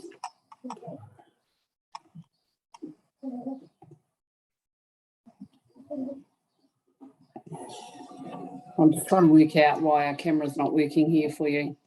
Oh, look, that's fine if it's, we've had a morning of technical glitches, so no problem. And certainly don't want to take up your time on getting a video working. Screen. What? Oh, there it is, start video. Okay, here we go. Oh, there we go. That's better. Right, there's three of us in there. Right, you go forward, Rob. Okay, can you see us now? Yes, we can. Thank you so much. Oh, brilliant. Yeah, sorry for wasting a bit of time there. My name's Rob, and I've been helping the Youth Board as an advisor during a time where there's quite a lot of change going on. So when the report that's in front of you was written, it was really part of a wider piece of work which we undertook quite a substantial review of the board's activities. That's resulted in a restructure happening. We're taking the fundamentals of all the good things the Youth Board's been doing for over 2 decades now, and just really trying to bring it into this era and looking forward. So plans are afoot to expand the boards, the board members, and the numbers of board members out, and run the board with portfolios much like you would do through the school system, for instance, to govern and manage the activities. In terms of YAMS, it was my knowledge of it. Shane Casey actually undertook the review for the YAMS part of for that program as a part of the wider review, and he's pretty well versed in what has happened there because he was the ex-chair of the Youth Board. And his findings were that the start off of the YAMS program, there was certainly some value in going down that road in terms of that program. What we've decided to do is, rather than crash on at a time where we're actually looking at structuring ourselves better, is to actually put it to one side currently, and then look at that as a program amongst a number of others we're now considering for next year, and resurrect it and see where we can take that to. What our intention is to go back and still do the prevention activities that the YAMS program in the last pilot term highlighted. It actually was working better within the schools than actually on the one day on the Saturday that it actually was working on. Working in the schools, our intention is to do a review, talk to the schools, and run it so that we actually keep the kids in the school environment and work with those kids. So that's what we're going to do with the YAMS program, is to take the good bits out of it and then work with those, and then work at prevention activities with all the schools in the Manatee district. Yeah, so the current board's focus has been largely on restorative justice and alternative action, with restorative justice with our panels being the mainstay for a number of years. What we've, as part of our research, what we found is I think there is a lot of opportunity in Fielding and in the wider district for more prevention activities for youth. There's definitely avenues for community support. We need to talk more to the schools about some of these alternative actions that we may be able to either provide or provide a facilitation for other people to provide. So exciting times for us, and I suppose you know, an expansion of our thinking and from where we've been. And of course, programs like YAMS would fit nicely into that. Fabulous, thank you. Look, I guess the question I'm sitting with, you know, is the service contract that we have in place is around the youth care experience program. And, you know, in this current reporting period, you know, that hasn't been able to be delivered. I'm a little bit confused in terms of hearing slightly conflicted messages about whether you are or aren't running the program going forward. So I'm just wanting to clarify whether you are going to be able to deliver on the service contract as it currently stands over this 6-month period, and or whether you're requesting a variation to the contracts that you have in place with us. I would say we're requesting a variation because the youth worker that was actually the facilitator for the program, she actually left about August, in August. So we would definitely want a variation to the program. We still see the benefits, you know, as I said before, the benefits of having something like this and taking the good bits out of it, what we've actually learnt, and running with that. We are looking for a new coordinator that's going to be advertised shortly, and we hope to have that person in situ in January. So that's where we will start to look at, you know, bringing back YAMS once that person's in place. So in the interim, because I'm just thinking this report's obviously to the 30th of June, am I hearing that for the 1 July to 31st of December period, you're again not going to be able to report? No, well, we will report, because what we want to do in that period, we want to do some discussions with the schools. So we're wanting to get all the principals around the table around how we can develop a letter of agreement with the schools to be able to work with them. We didn't actually have that in place. That was one of the things that we highlighted in this report, that there was nothing in place with the schools. So that's what we'll use that period between now and the 30th of December to do that foundation work before we commence back in January.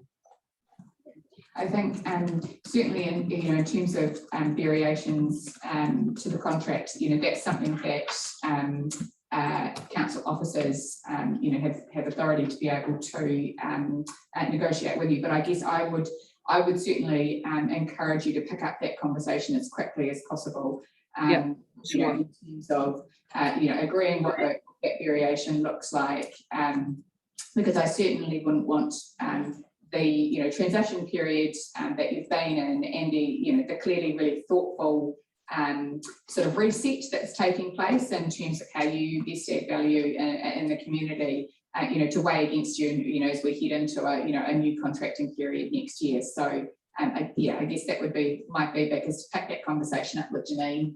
Yes, you know, as a matter of urgency.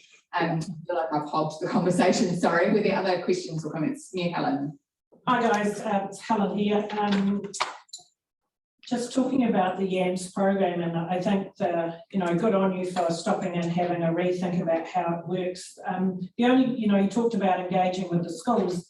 What I'm hearing from police themselves, people that work in this area through the schools is, and the community, it's more about the kids that are no longer in the school system. Yeah, yeah. They don't fit anywhere. You know, we used to have the Salvation Army training programs, those kind of things, and there doesn't appear to be anything. There seems to be a gap in our community now for those kids. I know, you know, the city, UCO and all that go, oh yeah, well, they can come here, but the reality is these kids won't go there. So what can we offer them here in the community? So I just urge you to also think about those kids as well as just the kids that are in. You're right, Helen. I mean, Shirley and I are police staff members, and as well, and we understand, you know, where you're going with that, because that was one of the reasons why we were looking at the YAMS program and what were the good bits that we could take out of it. So where kids tend to, you know, become wayward is after, you know, they're pushed out of, disengaged from school. So that's why we want to look at that prevention side of things, by keeping them in schools, working with the board of trustees, and having quite a tiered response, I suppose, with how we can do that.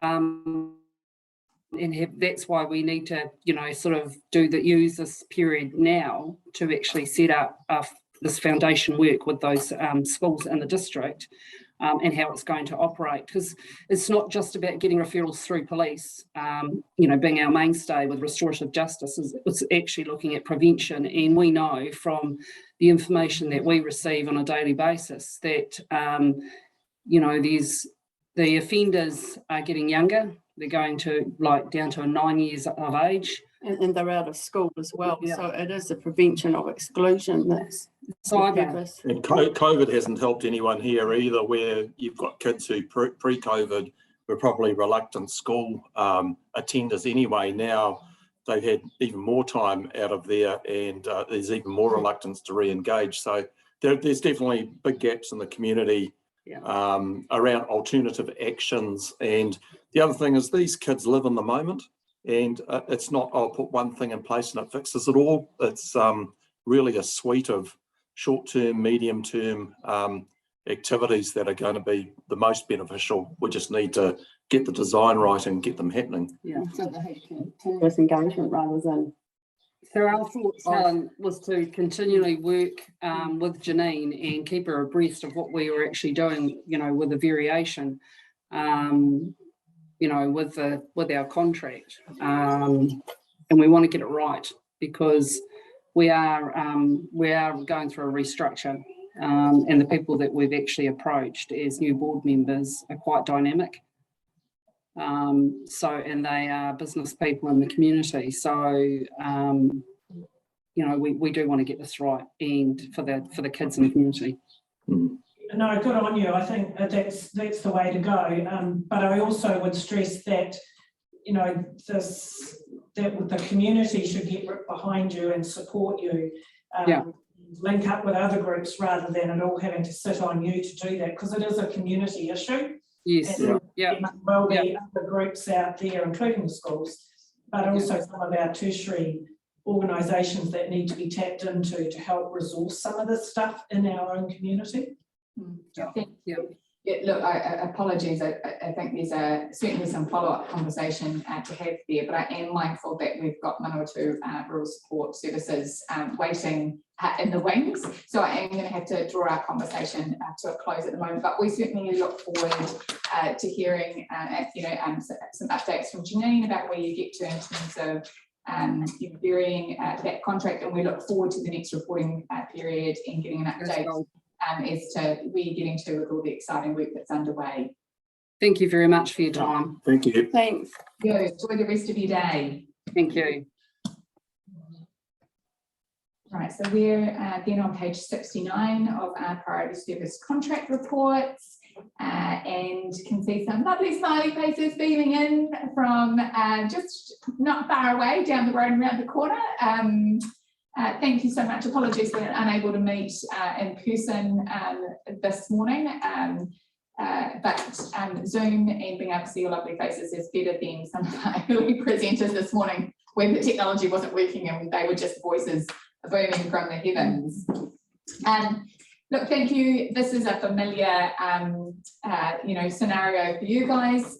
Obviously, we've had your report. We've all had a chance to go through that. So really, this is your opportunity to highlight anything particular that you would like to raise. Obviously, pretty comprehensive reporting from you guys, so we do really appreciate that. But anything particularly you want to draw our attention to, and obviously allow some time for questions. Thank you, Steve, for getting Shane. Well, morena everyone, and thank you for giving us this opportunity. Just adding on to the, you wanted me to start, is that right? Absolutely, by all means. Okay. Okay. Just adding on to what the report's saying, as many other organisations, as all of New Zealand and around the world know, the COVID situation has definitely changed things. And as I've mentioned at some of the other meetings I've been to recently, the resilience that was shown after the first lot of lockdowns last year, people wanted to get going again, and we had a lot to look forward to. We were engaging in a lot of activities. It appears to have changed slightly after this particular lockdown, but looking back to the last year, one thing we noticed is we have, through the networks that were created with COVID, the COVID response and the action there, we are collaborating now with a wider range of organisations, and because of that, we're getting referrals from a wider range of organisations, which we think is excellent. We can also now refer families on to specialist organisations that we hadn't worked as closely with before. So out of COVID, that has been one of the real positives that have come out of that. What we are noticing though, in that last year, especially, people are dealing with quite complex issues, similar to what has happened in the past, but because of COVID, I think it has made it even more difficult in terms of anxiety levels and not knowing quite what to do. But what we're finding is people are wanting to talk about things. If we've asked people about their situations in the past and they've sort of given us a short answer, now people are really downloading and want to talk about what's really going on for them. And that was starting last year as well, but certainly following on to this year. Some really good things that we made progress with in the last financial or contract year is that we were working with Te Tikanga Marae and looking at doing a workshop there, bringing in community law, age concern and easy living, and somebody who was going to be talking about recycling in the environment. Unfortunately, that actual workshop has had to be postponed to early next year, but all of the groundwork and talking to families in that Stanway area was being laid during this last contract year. So we've certainly looked at that Stanway Halcombe area, and of course done the Triple P in collaboration with Manchester House at the Halcombe Play Centre. Tima and I have noticed too, we need to get back out on the road having face-to-face contact. during COVID, we were doing a lot of emailing, a lot of texting, and a lot of phone calls, which was fine. We had some excellent information we could send out to families, and that was through the collaborations that were being formed through you organising the response group. But we found just in the last period of time that face-to-face contact is being valued greatly by people. So we are focusing more and more on that, certainly following up the face-to-face contact with texts, emails and phone calls to make us work smarter. But that initial contact especially, and perhaps the popping in partway through an engagement, and then certainly at the end, really important for families to actually see us face to face. So that's a little bit to go with the report there. Super, thank you. Yeah, look, I did, you've raised it, but I did want to congratulate you. Certainly, you know, the focus of energy and the lift that we can see in terms of your engagement with that southwestern area of the district. You know, it's been something that we've been alert to in terms of, you know, equity of coverage and access for people. So really appreciate your efforts on that front. Are there any other, does anyone have any questions or comments? Councillor Short. Hi, it's Alison here. Just comments. Firstly, congratulations to Caroline. She hasn't even been the chair for 24 hours yet. Thank you. Having attended the AGM last night, but I just wanted to acknowledge the fact that Tim is going to be retiring at Christmas time, and will be sorely missed, and know that it's a special kind of person that you need in that role, and to wish you well in securing the right person. Yes, thank you. Thank you. Well said. It'll be not the end of an era, because I know that, you know, you'll have good succession planning and, you know, lots of things to do next, but certainly the end of a very significant chapter in terms of continuity for you as a, you know, as a very, you know, small and tight-knit team, won't it? And we've certainly Tima and I have been working on a manual that will be able to induct whoever our new staff member is, our colleague is, so that we can give them the best support possible.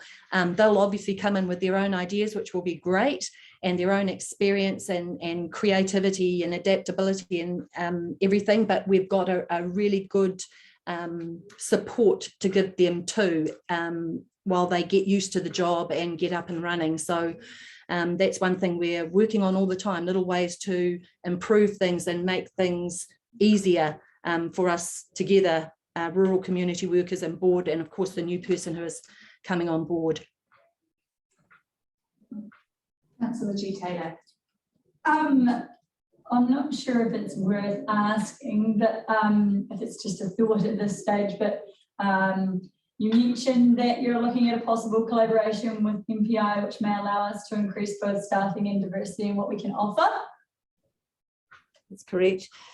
We've had ongoing conversations with Tao, but however, he has left, and I'm not quite sure who's taken over his position. Linda Sivright has been discussing possibilities for us, but this has been ongoing for a year, and to my knowledge, we haven't got very far with that. So unless the conversation has been restarted, I can't really tell you any more than that. I'm sorry. Hopefully something will happen. There'll be some more engagement, but at this stage, I don't know any further. Would be great. No worries. Anyone else? No, that looks like that's it from us in terms of questions. Thank you so much for joining us this morning, and for the amazing things that you're doing in the community. Trust that you'll get a chance to catch your breath after meetings last night, and at least break for a sandwich and a cup of tea at some point soon. Okay. Thank you for your support. Very much appreciated. Yes, absolutely. Thank you. Thank you. See ya. Bye. Right, I think we're just running a couple of minutes ahead, waiting for Manchester House to join us. Due at 11:30. I suppose, Steph, it's a little bit challenging given the timeframe that we've got and people coming in to join us to zip into public excluded to confirm minutes of back out. I guess through you, Madam Chair, the information in public excluded is actually now public because of the presentation. Yeah. So I don't feel the need that we actually do need to go public excluded. So, but do we need a motion to just say that we'll bring it into public then? So, Yes. So in that case, I'm happy to move that item 9, public excluded business in relation to the confirmation of minutes re 2021 district community honour nominations be moved into public business as the information has already been released. Who? Okay. Shame of mine. Oh, Helen. Okay. Councillor Casey seconded that. All those in favour? It's also carried unanimously. Thank you. So I just need to find a page number, which I'm assuming is about page 90. Again, I wasn't at that meeting, so I'd be looking to ask someone to confirm that, in fact, those. I'm happy to move them. I'm just trying to find my little word. Page 89, I think. Yes, happy to move that the public excluded minutes of the meeting held 26th August 2021 be adopted as a true and correct record. Thank you. I was there, but. Do you have a conflict of Yeah. However, that's okay because actually It's it's 2 just minutes. that they're an extra. Yeah. Yeah, in second. Yes. Great. Okay. All in favour? Great. Again, that's carried unanimously. Sorry, I did note. Just we didn't need to make a motion in terms of order, changing the order of the agenda. No, Okay, great. do it anyway. Fabulous. Right. So we are just waiting for Manchester House to join us. We're on page 117 in terms of the reports.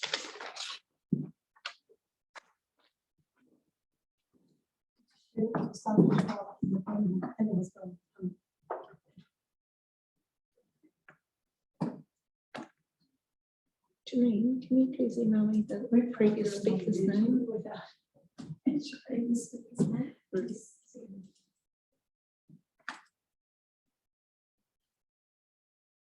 I'm just loath to get into the strategy review because I think that's more than a 5-minute conversation and jumping in and out of it. So, yeah, Stacey, yes. Looks like that might be, yeah. We've got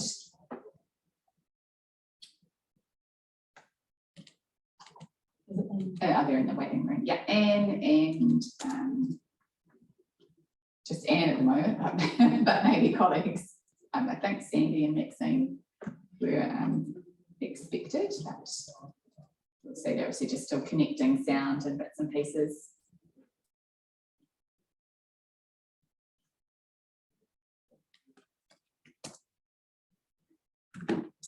Oh, you're muted. No, we can't hear you. No, you're not muted, but you may need to adjust your computer's audio settings. And yeah, we still can't hear you. Jay, what you guys got in reports? What page the report is? 119. It's a big document. Oh, that sounded like a voice. Try again. Can you hear me now? Yes, we can. I'll just turn you up because I can barely hear you. I usually use my little Surface, but since there's 2 of us, we've got the big screen, and considering it was fine last week, it never ceases to surprise me. They changed, the settings changed. Technology has a mind of its own, right? Absolutely, and you're very far away. I must admit that. So yeah, apologies. We had a extraordinary council meeting this morning, and then there was some conversation after that, which meant we ran out of time to reset the room. So we're still set up for full council, whereas we could possibly have been a little bit closer, but totally understand the technical difficulties. We've had some of our own this morning, but good to be with you and to be able to see and hear each other, even if we are not able to meet kind of head. Look, this will be familiar for you guys. We've obviously had the report in terms of your data and narrative and results to your RBA contract to all read through. So really just want to provide a couple of minutes for you to bring our attention to anything specific that you're wanting to make sure that we're alert to in that, and obviously allow time for questions as well. So I'll just hand straight over to you guys. Okay, so on this form that you will have, there was a couple of questions under RBA that we felt that we couldn't really answer. So those were under the better off effect of effort, and that's the top 3 questions: percentage of meth group support who answered, strategies to manage, percentage of numbers of clients who strongly or disagree, and those questions in particular. So along with what else were we looking at? Oh, the last 3. Now I've color coded mine because I like to color code everything. Are the percentage of the meth group who have completed the program, and the negative meth results, as well as the meth free. Okay, so as you probably extremely you would know that the meth group, they're an interesting bunch. The program itself is regarded as open. Okay, so people come and go. It's not a closed program. So, and addicts are never fixed, healed. So we regard those last 3 questions, which I've just said around, completed the program, drug test, and a meth free, as really, we can't answer. So what I would like to tell you is a really good news story. Now, of those in that program who have been clean for, and remember we're talking clean as in days, with anybody with an addiction. So basically anybody who is clean over a period of over 3 months or 120 odd days, if we have a position, whether it's voluntary or an employment position going available, we try and bring them in to help normalise to come back into the community. So I've had 5 employees now who have all gone off, who have now resigned from their positions and have gone off to other positions in the community and are doing very well. Now, I feel that that is, from an outcome point of view, is absolutely amazing. So these people have gone off, 2 are working in a rest home, 1 other is working in an event centre, and 2 others have gone to other employment outside fielding.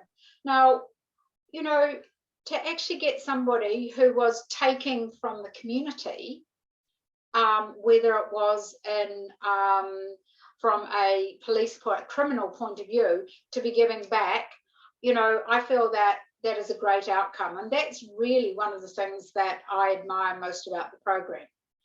These people are still addicts. They know they're still addicts. So that's the reason why those last 3 questions are remain blank.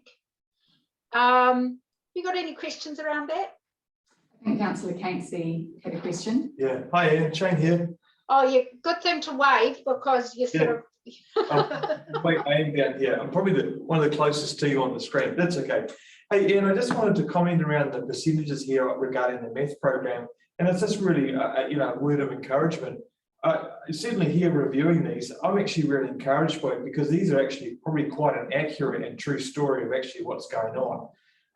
And I'd be encouraged by these figures, even though some of them are quite low. You actually, as you said before, you're dealing with a very sophisticated addiction. in a fairly insidious product. So look, it's just a words of encouragement, really, just to keep going. And we'll, you know, the stats will change, or heck knows. I mean, who knows? Next year it might be even more difficult, and you may have even lower. So yeah, it's just words of encouragement to keep going. And thanks for what you're doing. Thank you. Now, you might have seen in the report that the meth group went off on a weekend away up to Motuopa. Now, what was, apart from the organisation of getting a group of people together in 3 vans and all of those things, and Alan Wells went, and et cetera, some of those people, A, had never been on a holiday before, or B, the holiday was so long ago. So we all know when we go on holidays, we feel very good amongst our, you know, you come out of it on a bit of a high, especially if it's gone well. And this is what this meth group did. And that encouragement to become, what's a good word, normal or back into society by that is amazing. So we're doing our best to carry on with bringing people in. There's been some pretty horrendous court cases going through with some of these people and their children, etc. So the meth group has taken up a lot of time within the social services of Manchester House. And I think that's probably one of the outcomes that we probably could have foreseen, but we certainly didn't. And I think that's where this priority funding has really come into its own as well. What was the other thing I was going to say about the meth group? Oh, the support of the parents, the caregivers, the partners that are now being drawn into the group. Now, a very significant comment was made to me on one of their, we had a quiz night, which was really, really good fun. And one of the meth group individuals, his wife came along. Now, this person's on a real high, a good high, because he's been off meth a very long time. He's back into education, etc., etc. So he's in that. It's sort of like, you know, like a reformed smoker. And or, you know, when you've reached a goal on your diet, you feel really good about everything else. But his partner wasn't feeling like that, because she has to actually somehow or other get that trust and respect back for that person. So she's way behind him. And whether that trust or respect ever comes back, who knows? So these are the unforeseen parts and outcomes coming out of a program like this. Just, you know, yeah, just really interesting things, because this program's now been running for 2 years. And yeah, really, really interesting, really interesting. Any other questions? Yeah, look, and I'm mindful that there are, you know, other elements and people have questions. One of the things I wanted to check in was around counselling, because your data and your commentary contradict each other. So your narrative talks about seeing an increase in demand for counselling, but actually in terms of your numbers of clients who've engaged in counselling, that's dropped quite dramatically in the 6-month period. So I just wanted to check in about that, because the information wasn't lining up. No, I can see that it doesn't line up either. And I was wondering where that came from, because, you know, Helen put those figures together. However, I'm just wondering if, because our counselling numbers are split between our Orang Tamariki contract and obviously the contract we have with you under priority funding. So our Orang Tamariki contract is 45 clients per year. And then we have a set number of clients that come under priority funding, and then other clients who are self-funding. So I would say that those ones are, yes, particularly for priority funding, but is not in a whole picture of our counselling numbers. Okay. Without I'm just thinking in terms of making that data actually valuable, you know, from a council perspective, in terms of identifying trends, if we could just request, if you're able to, you know, just check that, because your overall sessions, within COE, but there's that dramatic shift. So just getting that clarity. Yeah, I'll do a bit of a check up on that, because that annoys me as well. But it definitely is that categories between how we apportion funding out for individual clients. So I'll flick that back to you, and and we can add those numbers up. Perhaps when we do this spreadsheet, it may be a good idea to have a separate column on some things like that, so that then there is an accuracy of how many clients are actually entering the door, in this case for counselling. Would that help or not? I think it's about the consistency of the data. So, from our perspective, in terms of actually having it separated out, so we're able to see what resource our funding is able to contribute, and the response to that. Certainly, I imagine, to be honest, I focused on the numbers in your financials, and I read them a few days ago, so I can't remember what you have in terms of your statement of service performance, qualitative outputs. But if that's sort of, I would envisage that sort of broader information is captured there, and that is helpful, certainly helpful in terms of overall context. Yeah, I think you that clarity of information. Otherwise, it really becomes a bit meaningless in terms of trying to assess, because it looks like on the face of it, demand's actually gone down really significantly.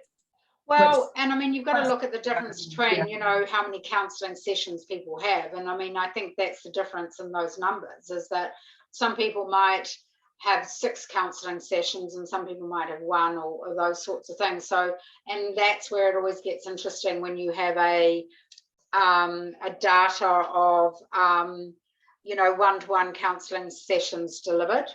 So we can revisit how we can count those.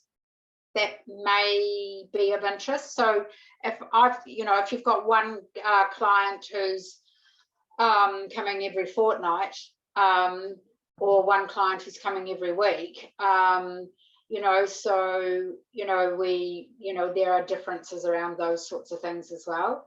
So happy to leave it to you in terms of how that works best with your internal systems. I think it's just about ensuring, that benchmark data and the trends, that's consistent for us. Now, Councillor Casey, I think you had a question. Look, it was a very quick through you, Chair, to you, and it almost looks like the 39 should be a 93 because all the rest of your figures line up as far as sessions. I'm just wondering if it's just a simple clerical error.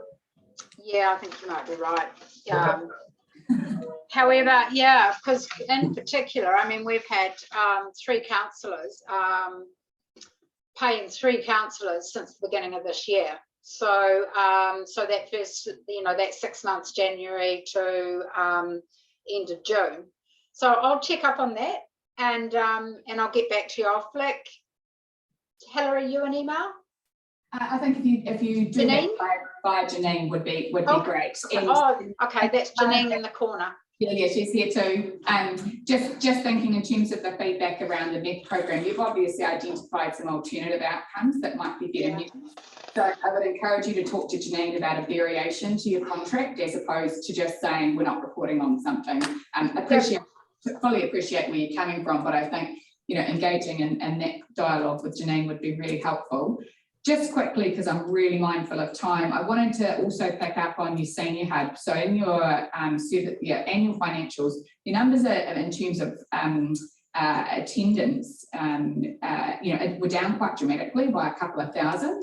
And I see in the report that you've sent through to us, obviously there's been not a massive drop, but a small drop in terms of people attending at the centre. And so I was just keen to know, obviously you get some natural attrition with age and, people passing away, etc. But was just keen to check in around that in terms of, initiatives underway, to further promote the great work that's going on in the community. Yeah, we've had some interesting times, and basically prior to vaccination, seniors have stayed away until level 1 has been reached. Now, in the last lockdown in August, you know, it was encouraged that people come back under level 2, and we have seen that. However, some of those programs, like the entertainment at the moment, which includes some of those numbers of, of the drop down to 6, what was it, 6 something, 6771. Yeah, I wrote basically because the rest homes just aren't coming out, and haven't been even under level 1. They were very cautious. So it's a problem that we've got going forward, and how we solve that, I'm unsure. Sandy's introduced some new programs, so people are further apart and all of those sorts of things, but and senior net, but yeah, it's difficult trying to get people out of their houses, and yeah, we've been trying hard to bring people in, but what can you do when people are too worried about coming out?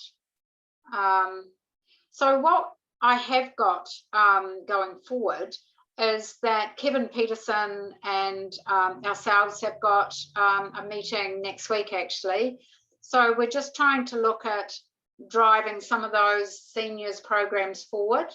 We've also just starting next week as well, changed our exercise programs. So in that, we've engaged Lee, who's currently also working for neighbourhood support for their rural exercise program.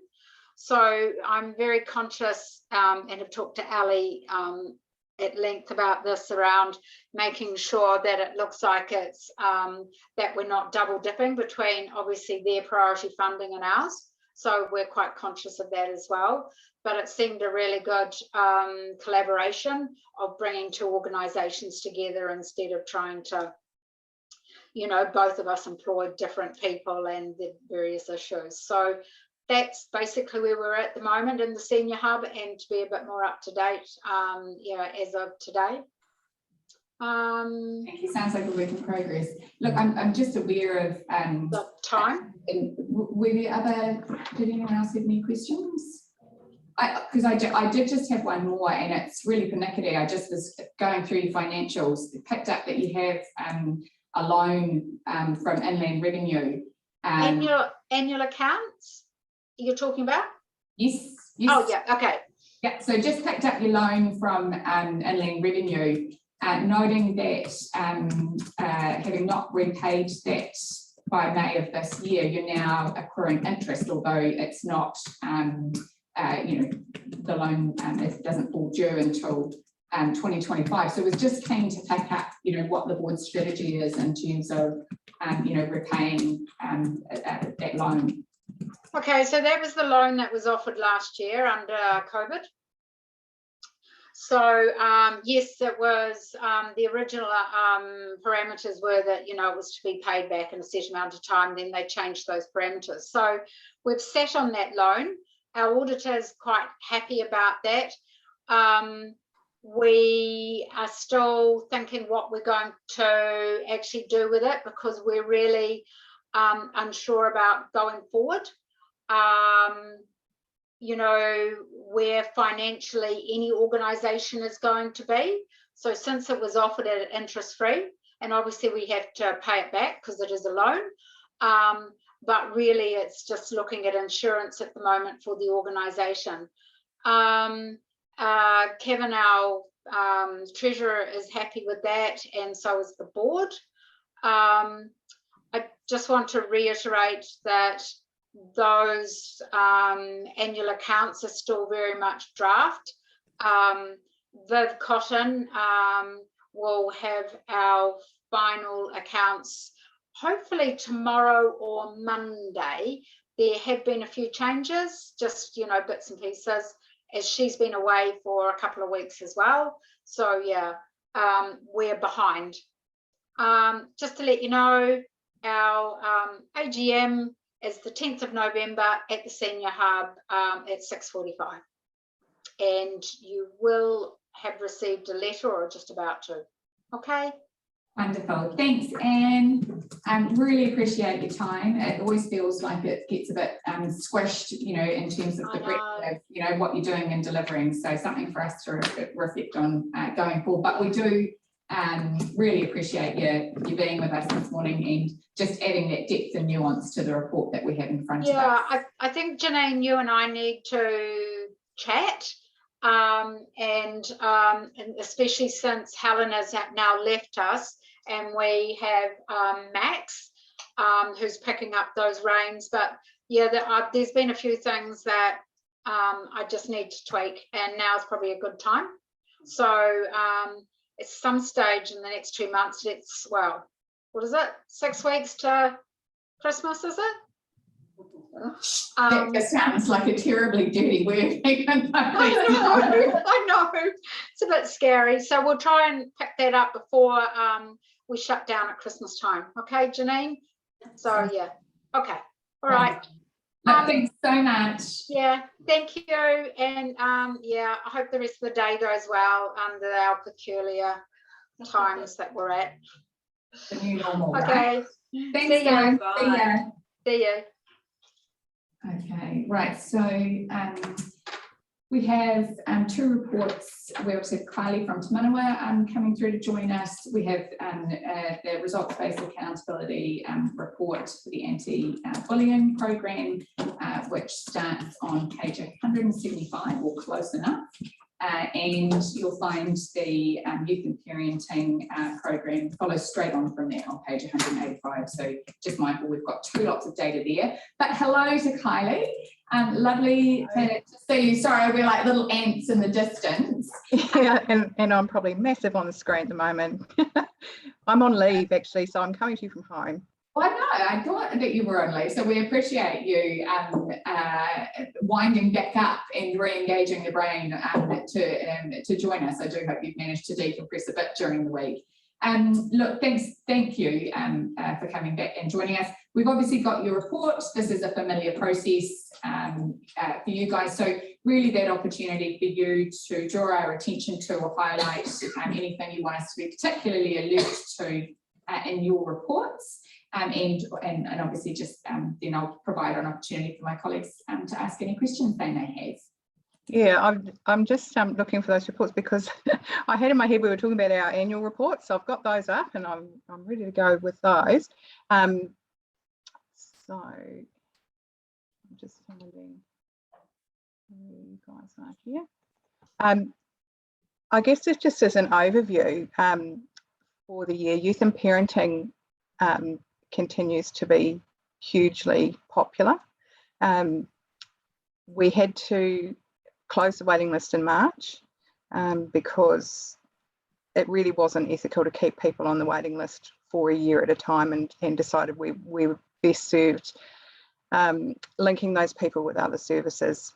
And some have chosen to stay on the waiting list, and we'll keep in contact with them as things become available. Yeah, and I think that really was came out of the first lockdown that we had, because obviously this reporting period for the last financial year is we were coming back into service delivery after the first level 4 and 3 lockdown, and what we found during that time was quite a spike in parent-child issues and police being called out for that, and police got quite good at talking to families about youth and parenting, which was great, but we're victims of our own success there too. Yeah, so we did get quite a boost from MSD, so I've been able to put some more resource into that as well.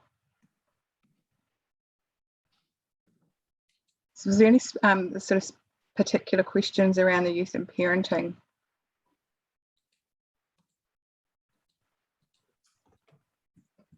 Any questions from anyone particular? Councillor Short. Hi, it's Alison here. Hi, Alison. I just wondered what sort of referrals you're getting through the family court system, and with all the changes of COVID levels, whether you're keeping up with them, and whether they're being able to be delivered in a timely way, because they're obviously usually needed urgently when it comes to the family court or the police's attention. Just wondered how disruptive it has been. What levels are you able to operate in? Yeah, it's been hugely disruptive coming into this new alert level 2. In the beginning, when it was first announced that we would have to be wearing masks and 2 metre distancing, we initially decided that we wouldn't be able to run group programs over that under those conditions. A, because we didn't have the room to space everybody out, and B, being that far away from people and wearing masks, defeats the purpose.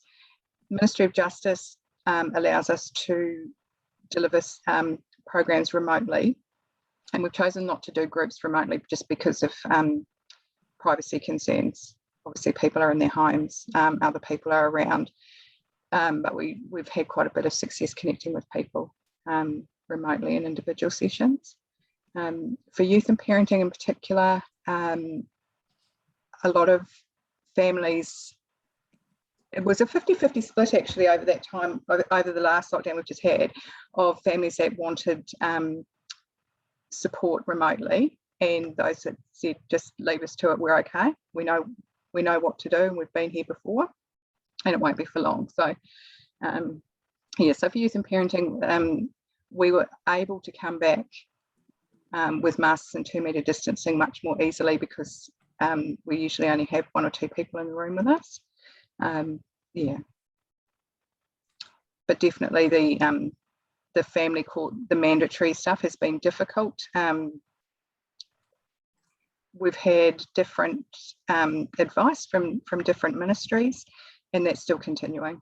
As we move into mandatory vaccination, whether we are mandatory or not, all of our staff has been vaccinated, so it's actually not an issue for Te Manawa.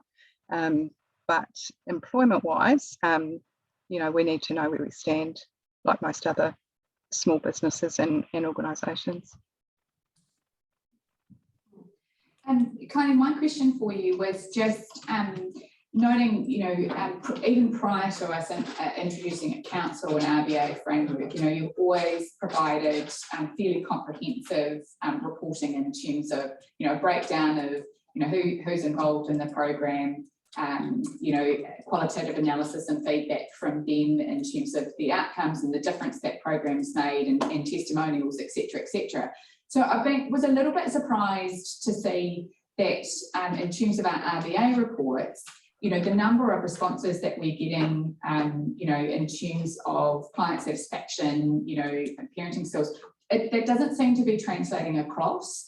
Less than 25%, of your active, clients, have been engaged, in the reporting that's coming through to us. And so I just wanted to seek some clarification around that. Are you running that as a separate feedback system to the embedded systems you've already got in place, or is it getting the data just not getting translated across into the RBA report? Or I was just keen to get a better understanding of, Yeah, in the last quarter particularly, we haven't been getting a lot of feedback, and that's because people have been in and out with lockdowns in different levels. So we're seeing that across all of our programs at the moment. Thank you for that. Was there anything particular you wanted to bring our attention to in relation to the anti-bullying program? Yeah, the anti-bullying program, the program itself, that Sarah's been running for intermediate age kids, it has been going great guns, really, really successful, and great uptake from all of the intermediate classes. The issue, I guess, is with Fielding High School, and we haven't been able to get in there at all, and really have had no response from them. Yeah.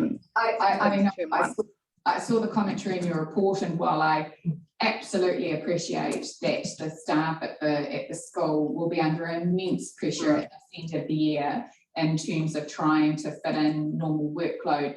I was really surprised to see that the mental health and well-being of these students who have also been under considerable pressure doesn't appear to be a priority, you know, in terms of ensuring that that level of support and engagement is there. So I'm seeing the Mayor busily scribbling in her notebook and thinking that may well be a conversation where she's able to, you know, to follow up and have some conversation, because, you know, there is resource and willingness, you know, I know from your end and certainly, you know, at our end in terms of, you know, trying to, you know, to provide some funding support, and it certainly, every other headline I see is, you know, the pressure and the anxiety and the stress that our young people are facing. So, you know, certainly engaging with the high school to see how we can facilitate enabling access for you guys and, you know, and for other great programs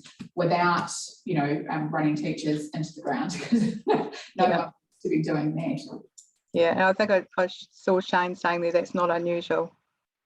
No, it's not unusual, Connie. Hi, by the way. Hi, and we've all had conversations about this before, I guess, and it's we were really optimistic at the end of last year that we had a plan and we had dates set aside, and just with different alert levels and the stresses on the school, and then so it was put off, and then we just hit a blank wall where phone calls and emails just haven't been responded to at all. So yeah, so that's something I think Sarah certainly flagged with Janine a little while ago when we were in lockdown.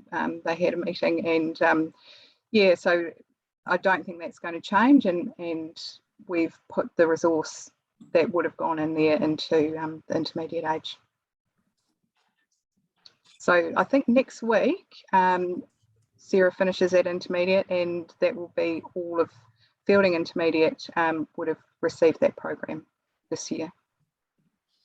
So it's great that, you know, in terms of having limited resource and capacity, you know, at least you've been able to, you know, deliver that, you know, for young people in the community, you know, that given the, that our teenagers, you know, aren't able to engage at the moment. Which is it's disappointing for us too, and I think Sarah had put a lot of work into developing a sort of a trainer mentoring program for some of the senior students, and we the school was going to choose 12 students to be involved in that. Yeah, and it's obviously hasn't happened, but we and I guess it comes to the point now, do we decide that that's not a priority for the high school and we put our resource elsewhere, or do we try and pick it up again in term one? Well, look, I think, yeah, I think Helen's just signalling, you know, that she's happy to pick that up. I certainly think that's an important question to be asking. If there is no appetite, you know, from the high school to support, you know, a positive, you know, and the interventions and activities in terms of building a really strong school culture, then you know, then it's certainly worth having a conversation about a variation, you know, to the contract. But I think until such time as Helen, you know, have that conversation, maybe we just press pause, and I'm sure she'll come back and connect with you directly around that. Councillor, yeah, that'd be great. I'd appreciate that, because we really do want to be in there. I just had a thought, whether it would be worth investigating, and I don't know how flexible Sarah's hours are, but I wondered with an approach to the high school, whether you could start by saying, could you do one as a trial for hostel students, and maybe it's coming in an evening between Oh, sorry, I lost you there, Alison. To whether, I said I don't know how flexible Sarah's hours are, but I wondered if there was an opportunity to offer a trial for the hostel students. Oh, okay. Run it out, because what if they've got something like 180 hostel students? So these are captured audience who can't go away. Which is cool. Yeah, no, there's certainly something I can talk to her about. We need to find out first what the resistance from the school is all about. Yeah. That would be amazing, Your Worship, because a number of us have been asking that for a number of years. So yeah, you can correct that. Good on you. Sorry, Councillor Taylor. Yes, further to that, it would be cool if we could try something, and you know, maybe there's elements from that program that you guys have that could, you know, be showcased at the Youth Expo that's coming up that Neighbourhood Support are organising. Are you aware of that? I think I had seen something on Facebook about that. It's all about well-being and of our young people, and it is targeted at secondary school age people, and so that's kind of, I guess it's outside of the school grounds, so you definitely have the people there, and they're aiming for a huge turnout at the Civic Centre. So whether it was worth getting in touch with the organiser of that to see if there's space for maybe you guys to do like a hardbound workshop or something. Just a small part of your program, which would be better than nothing, I guess, if you wanted to explore that. I don't know, just an idea. Yep, no, that I can do that. So who's actually organising that? That's Neighbourhood Support. Janine will be able to connect you and get your contact details. But yeah, it certainly sounds like there's some offline follow-up, you know, that we can certainly pick up on, and you know, and continue that conversation later on. But I'm really mindful that we've got our plant to plate friends patiently waiting to have a chat with us, and that you're actually supposed to be on holiday, so we should let you go back to your Thursday afternoon. Thank you for joining us, Kylie. Thank you for that incredible work you're doing in the community. Really delighted to see you've been able to access some more funding, because you know, the demand trend line for your services paints a very strong picture about both the need in the community and the quality of what you're delivering. Right, thank you. Thank you everyone. so much. Enjoy the rest of your day. Okay. Right, so we have our final RBA report today. Last but not least, Kira and Cinda from Plant to Plate Aotearoa. For my colleagues, we're on page 159 in terms of our RBA report. Thank you for your patience. You guys are team. doing well after a full morning. I'm only running 10 minutes behind. So Well done. Sorry, yeah, like just make me feel better about myself. Anyway, you'd have heard some of our previous conversation, and I know you guys have been in before. So you'll know the drill. We've obviously got, we've lost your picture momentarily. Well, we're wearing matchy uniforms as well, Hillary. I can see this. Thank you. See this. But we've got your report in front of us. And so really an opportunity for you to, you know, highlight anything particular that you want to draw our attention to, and obviously I'll provide an opportunity for questions from my colleagues as well. Where do we start, Kira? I think our win in North Street is, where we start. North Street's fantastic. We had our first session back after the lockdown at North Street last week. Dave's moved all the garden beds and they're in a new spot. Oh, there we go. Thank you. And he's doing an amazing job. He's got a great little team of, I think, about 4 or 5 students that go weekly with him to look after those gardens. And all the produce that they're growing there, either the students take or they're given to the staff in the school. They've got a bit of a potato growing competition at the moment, and I think the students are winning. So just to give you a bit of background in that, North Street School have just put back in their swimming pool. The gardens were in the swimming pool. So they had to uplift every garden from the swimming pool area and put it into a new location. And so it looks fantastic. Yeah, it does. Yeah, and growing really well. So that's been a real positive coming out of everything this year, I think. And the fact that we've got new schools on board for next year. So we've got Mount Biggs, who we've never been there before, so they're joining our team, and currently they're getting new garden beds put in with the help of Bunnings. So we connected some of our Bunnings volunteers with the school, and they're sorting out those garden beds, so they're ready for our sessions next year. What else? What do you guys think? Have you guys got any questions? I did want to, you touched on North Street School. I was going to say, is that something you've been in touch with the local reporter about? Because it is such a fantastic good news story. Yeah, actually we had Environment Network Manawatu contacted me and they wanted to interview one of our volunteers. So I put Dave's name forward for that because he's just done such amazing work. I would really like to get some more exposure for them.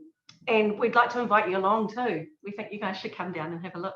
Me and my mask will be there. You and your mask will be there, yeah. And us in our masks too. So we're there on the 17th and the 22nd of November. Next month. Yeah. It is. If you're happy to flick an email through with that information, Beautiful, I'll do that, Hillary. Circulate that to the rest of the committee as well. But I think others may have some questions as well. Councillor Casey? Yeah, hello you two. Hi. Kia ora. Hey, what happened to St Joseph's? Was that component finished and you moved on, or are you still at St Joseph's? Because that's the last time I visited Plant to Oh, we're still at St John's, we sure are. Yep. Their garden's looking great. They've got a new teacher in there who's quite keen on following that through and keeping the composting and worm farm going. We unfortunately missed our last session there because of lockdown, but they booked in again for next year. So cool. That's really cool. Yeah. Thank you. Other questions? I did just have one. You made a comment in your report about there being an issue with schools or teachers not responding to survey. We were just discussing that. Kira and I were just discussing that. What question, what are your plans for trying to address that? Somebody keeps turning off our video. Anyhow, I think we've just solved that problem just amongst ourselves while we were waiting. I think what we're going to do in future is actually bring our own laptops and ask them to complete the surveys while we're at the school. So we're going to give that a go the remainder of this term and see if that improves things, because normally we're sending out the survey after the fact and people have either moved on or the teachers are busy and they just haven't time to complete it. But perhaps if we try it this way and give it a go, we may get more engagement. Yeah, the captive audience, right? Correct. Yeah. Correct. Yeah. Fabulous. Wonderful. Were there any other questions or comments from anyone? No, look, I think easy peasy. the questions suggest, a congratulations in terms of the great work that you're doing, and exciting to see, the ability to be able to extend and deliver the program into more schools. Yeah. That's definitely a positive. It's and fully booked for next year. Yeah. All our dates are booked. Fabulous. Look, and in terms of that invitation, feel free, but also really I'm happy to follow up if you want to touch base with me outside of this meeting and connect you to Sinead Gill, our local reporter, who I'm sure would be really interested in doing a piece on North Street School. I agree. Wonderful. Yeah, that would be lovely, Hillary. Thank you. Cool. No worries. All righty. Well, look, we'll let you get back to the rest of your day. Thanks for your patience waiting for us and for your time. Always lovely to catch up with what Plant to Play are doing. Cool. Fabulous. Thanks, guys. Kia ora. Have a good day.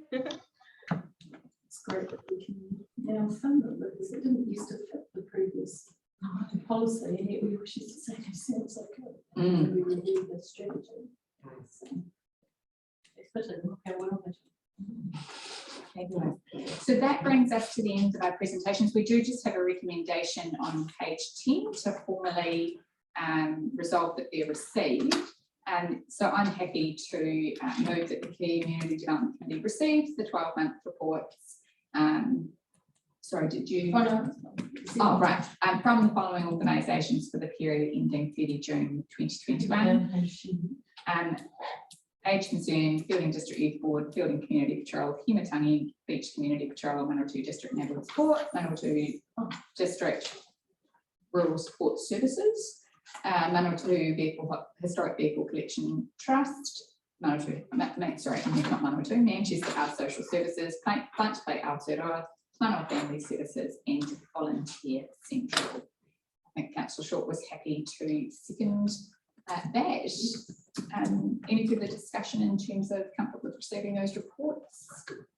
Just for you, Madam Chair, just one comment on 3.9. I made reference to Palmerston North Surf Life Saving Club. Unfortunately, Alex come back and he can't make the 25 November meeting, but he's going to go straight to council at the 2nd December meeting.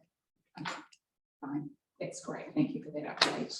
So without further ado, I will put the motion. All in favour? Aye. That's carried unanimously. Thank you very much. Right, so we've just got one more item on our agenda for today, but we also have a workshop. So I think we'll adjourn at this point for lunch. Nice. And look at reconvening, I think, at 1 o'clock to attend to that last time. That gives Michael Walker and Stacey Bell an opportunity to join us for that discussion, and then our workshop around review of the funding policy. And I believe lunch has been provided. Yeah, it might not be just.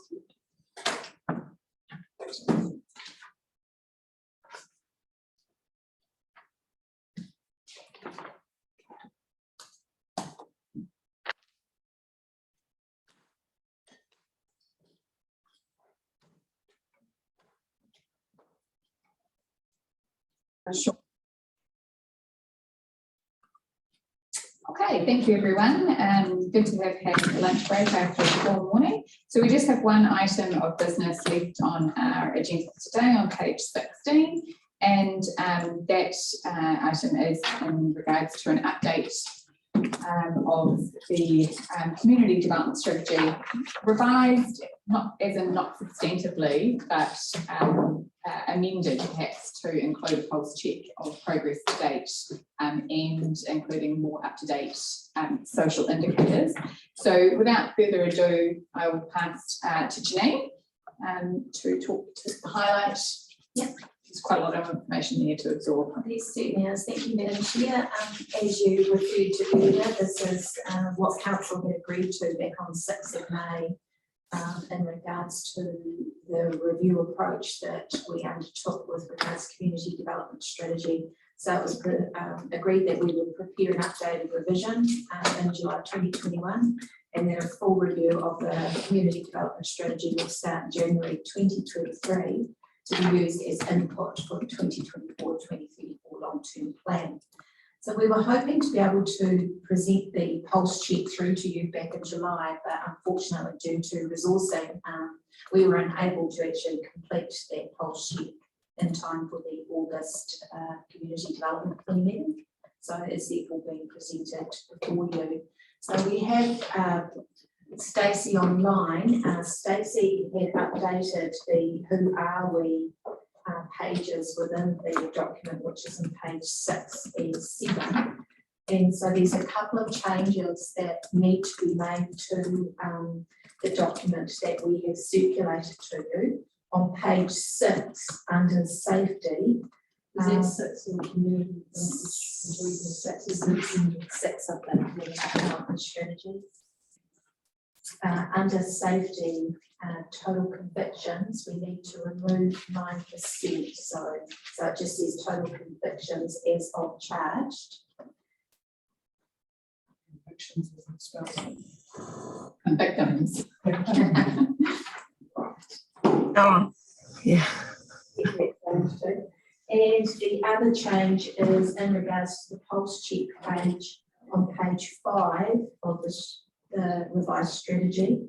Under housing, we need to remove that after the full stop data available being 2018, we need to remove the words after that, effective with the growth here between income growth and house price rental cost inflation. So we need to remove those lines. Is that the only change, Stacey? I have those sent to us. Yeah, certainly. Well, the updated document will be going through to council next week as part of the recommendation. So Stacey, would you like to take through those social indicator changes? So was that just the changes, Jay, or generally the information? And generally the information. Okay, so yeah, as indicated within the report, in terms of our population growth, that is very strong. We've just actually had the latest data through yesterday from Stats New Zealand for the estimated resident population over the year to June 2021. So there they estimate that our increase in population is 1.6%. So up to 33,000 now in the district. This compares with a 0.6% increase at the national level. So that indicates the strength of our population growth, really, with just internal migration and the border closures, very strong compared to the national. This is the information that was available at the time, however, so whether or not we want to be updating that for information that came out yesterday, that's quite, yeah, whether or not we want to be doing that. But again, it shows very strong population growth for the district. Employment figures, as per usual, a very low unemployment rate, very similar, the latest data that we have at 2.9%. So that's, yeah, I think the average over the year is 2.7%. So that's still very accurate. Educational attainment, quite strong here, which is great to see. And that data is released. There is quite a lag period between the release of that data and the period that it relates to. Democracy, things to watch. Health, as we can see, suicide rate there is higher here than the national average. But our smoking rate is coming down quite strongly from the 2013 census data, but still above the national average. Very strong income growth. So this data is for 2020, but what we've seen over the last year is that we have a much higher rate of income growth than the national average. So we're always going to be below the national average. Well, not always going to be below the national average, but the trend is for us to be below the national average, but we've got far stronger growth than at the national level. So although that's something to watch, we're certainly tracking in the right direction there in terms of our wages and salary earnings. Household income, again, below the national average, but growing much stronger than the national average. As we know, our housing stats are deteriorating. We've been seeing that over the last 3 or so years. So that also is something that we need to be watching very closely. The crime rate has increased per 10,000 population. Definitely something to keep an eye on. We are below the national average. However, when we start to see a change like this, I mean, 1 year's figures doesn't make a trend as such, but it's certainly something we'll be watching closely in terms of the data that comes through. Please feel free to bring anything up or ask any questions as well as we go through. Stacey, I think Manatee has a question. Thanks, Stacey. The crime stats, I'm going to raise this with the police because when we had the meeting with them, they were proudly saying, oh, your stats are down. Right. The question, where do you get this data from? That one is from, I think this one now has been transferred to, is it .love's data? So this is data that came from their statistics. But if they've got any updated stats that imply that this data is moderated, then I'd love to see it. They've probably got access to more recent statistics than we have. Oh no, I think we need to be saying to them that, you know, I don't know, they'll be using their police data. So it's just they'll get asked, where did we get our figures from? So the question I'm asking is, the data that we are receiving as council shows an increase that is in contrary to what you told us at the community leaders meeting. Can you please explain? All right, okay. So I'll get the source of that data and forward it through to you, Helen, if that's helpful. Hi Stacey, it's Alison here. I just wanted to ask around the suicide rate, which while we are higher than the national average, I'm sure the population balance is very close. I'm not sure if you know the answer, but I suspect Shane knows the answer. From what age is suicide reported? Because did I see somewhere that under 16 or under 14 were included in national statistics? Yeah. Sorry. Oh, you go. I saw that somewhere where, you know, there was an age where from there onwards was counted, but the Salvation Army, Alison, puts out a very good report around this, and I think they report from about the age of 10 upwards. And one of the pieces of data that I found quite concerning within that report was the number of young girls between the age of 10 and 12 was quite high, which is very concerning as a mother of 3 daughters, but 2 being 8 and 10 years old, what would actually drive young girls of that age group. It's a very good report. I can forward it through to you if you're interested. Stacey, I was just going to follow on from that, because when you brought these figures to council last time, it was raised by one of the councillors as a potential issue for us. And the question was asked, could we have some more data? Because it was felt that as council, we needed to explore further, why are our stats so high? What's, is there an underlying thing that we can have some influence on or be aware of? So I just wondered if we could get that. Yeah, I'll look into it. I'm hoping there's going to be more data available. It's always been quite difficult to get A-level data, especially for health, because of the fact that mostly it's reported at mid-central or DHB level, and there's confidentiality around it. But I'll certainly look into it because I know they are working on improving the data at the local level. So I'll follow up on that. So if I can just add to that, the other factor as well is it's got to go through a coroner's inquest first, so that information is quite often delayed. Not official until it's that process. Right. So the last one we had recently, we provided support for was immediately classed as just a sudden death, even though circumstances. like anything else. So I guess good question. Right, so if are we okay to move on to the who are we data? Okay, so population growing faster than the national population, so Manawatu there actually at 1.6 and we've got 2.1 from New Zealand. So we need to amend that, although if we update that for this data that's just come out, it clearly shows that our population is growing substantially faster than the national average. So in terms of our ethnic diversity, again, we have a far less diverse population than nationally. 89.2% of our residents identify as New Zealand European, compared with 70.2% at the national level. Our Māori population is similar or is the same proportion as the national level. So one thing it always calculates to above 100% with the ethnicity data due to the fact that people identify with more than one ethnicity. So we generally do calculate to around about the 110% of that to reflect that. So we never scale it down to the 100% because it would be inaccurate if we did so. But that is a clear indication that a greater proportion of our population relative to the national average do identify as New Zealand European, and far less as Asian or Pacific Islander. So we are predominantly bicultural here in the district.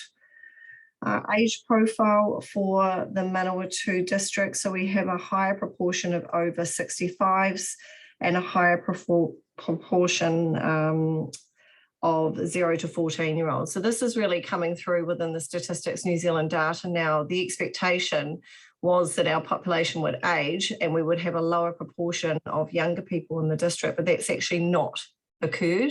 So over the last 3 years, we've seen a turnaround in terms of the proportion of younger people staying here in the district and families as well, families with children. So that's really flowing through to our population data currently.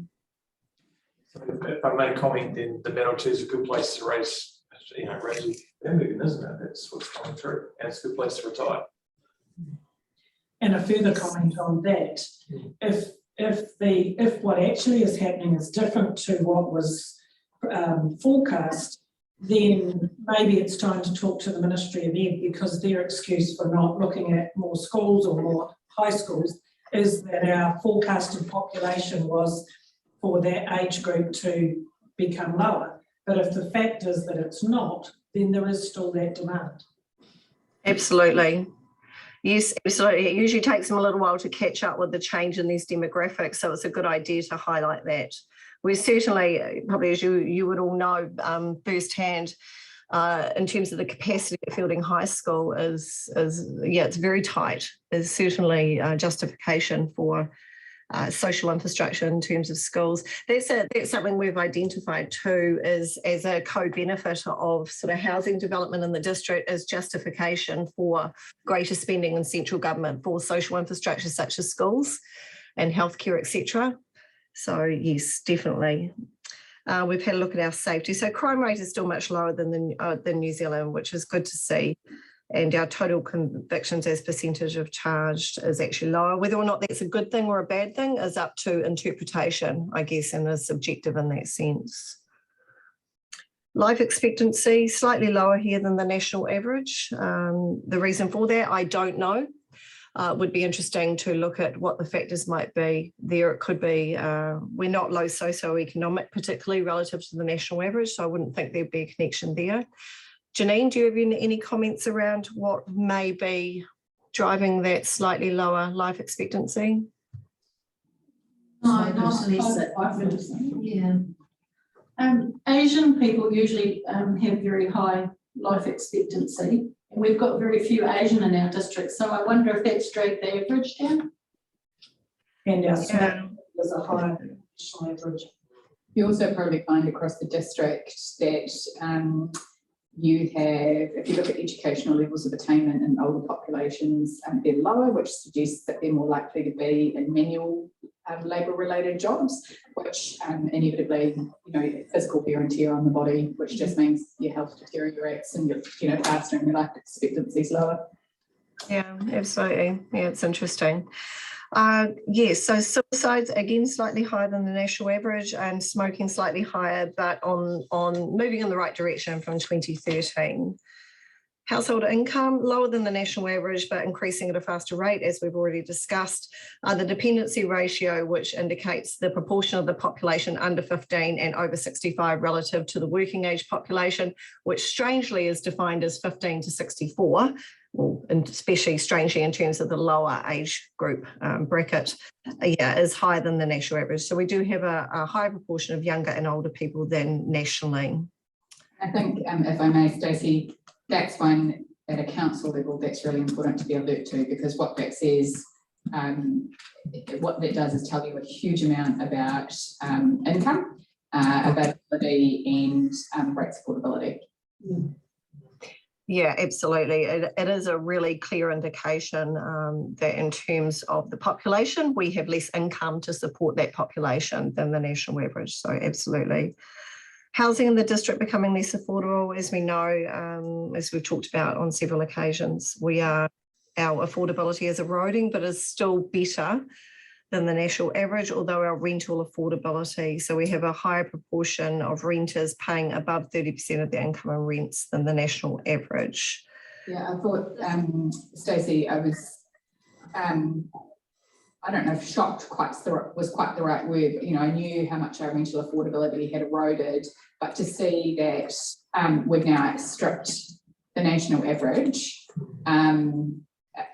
is a huge concern. So certainly, I'm sitting there, we've yet to have conversation around, priorities for next steps in the strategy, but the data is screaming at us, that housing, requires more than conversation. Yeah, absolutely. And remembering that this data is from the Housing Urban Development, but it is actually from 2018. So we've seen a substantial deterioration in the variables that feed into these calculations as well over that time. So we can expect that to have eroded further. So yeah, absolute in agreement. So educational data, so NCA level 2 looking really good, NCA level 3 not so good. So that's quite common across rural parts of New Zealand where we have lower educational attainment at level 3 than the national average. I'm very interested to see as time goes on and data comes out from the COVID era, I guess you can say, whether there's a change in direction there and what the impact is on students' level of attainment from the disruption of the last 18 months. Because yes, I would say it would be considerable in some instances. So we'll be keeping a close eye on that data. Again, there is a lag in that data, so we'll have to wait until the 2021 data comes out to see. No real changes to the democracy voter turnout in terms of our performance relative to the national average. We do tend to have a higher level of engagement and civic participation and the democratic process in the national average for both local body and general elections, although you will say that probably all of us would agree that local body election engagement is poor. across the country. Slightly better here, but still would be great to see greater engagement with local body elections. Now, we did look at the civil defence and emergency management. I did talk to Jeff with regard to this, to whether or not these priorities had changed as a result of the pandemic of the last 2 years. And he thought that there was no changes to be made there. So we've just rolled that over to this update. So yeah, any further commentary? I do have a couple of action points. So to look at the suicide rates and to define those crime rates and get them to you all in terms of the methodology and the source of that data. Is there anything else you'd like me to provide? Mr. Walker. Excuse me for a minute. Stacey, I've got a question that sort of links a couple of these things. The dependency ratio, but one of the things you often highlight in your economic analysis is that in the district, we have a higher proportion of the self-employed. Okay, and what I'm wondering here is household income and the changes in salaries and wages. Part of that difference there is the self-employed. And what I'm interested in is, are you able to identify whether, even if salaries and wages are increasing, what's its impact on the self-employed? And is that having an issue there? That's an interesting question. Business demography data came out today, which is not particularly good at identifying impacts on self-employed. The lead data is a far better source for that, but then of course we have those issues around lag. But I'll have a look into that and see what impacts on self-employed. Thank you. So it's an interesting question because it starts to raise questions around cause and effect, what's driving what in terms of increase. So yeah, great question. Alison. I don't know whether it's something you wanted to report on here, but something I've been noticing lately is what we hear about even within this organisation is the difficulty in filling job vacancies. I just noticed driving around the countryside, and I'm sure you probably drive through Bulls the other day. I saw Anne's Co have really big signs up saying, come and work for us. And I've never ever seen that before. They must be desperate if they're going to such measures. And there's a sign up for Ovation somewhere around the town. Those are, they never used to have to advertise before. So at all levels of work, we know here professionally, but also in blue collar jobs, it seems that there are many job vacancies. Absolutely, yeah. How that's impacting the output of those businesses. But I know with the meat plants, it's not that lack of people applying. It's for they can't pass a drug test. They do a couple of days and go too hard. So that there are people applying for the jobs, but there's a whole lot of other circumstances around it. I think without wanting to circumvent the conversation, Stacey, if I recall correctly, that job vacancy rate type of information you're picking up in your quarterly economic reports for us? Yeah. Yeah, so very in terms of recruitment intentions and vacancies, very strong growth for the region. Unfortunately, the MB data provides us with that data at the regional scale, which also includes Taranaki. So we have to kind of apply that to the local level. But what I can say is when I present to different groups that I present to, such as Rotary, I always try and get information from them around what they're seeing on the ground and talk with Fielding District and Promotion and CEDA too with regard to what they're seeing. And anecdotally, I can say there's a huge demand for labour across the wider region here. So yeah, I think the labour markets are incredibly tight. It is a major concern. Well, a major concern. It is something to watch closely in terms of the investment that's flowing into the region and our ability to actually find the labour that we need to get the benefit of that investment and drive that economic activity. So it's definitely something that's highlighted alongside housing.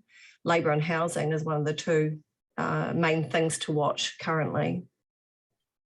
I'm seeing those signs everywhere too, and I must say my daughter, who lives in Wellington and attends Vic University, has just applied for a number of jobs that she's seen advertised in shop windows in Wellington City. So I think it's across the country.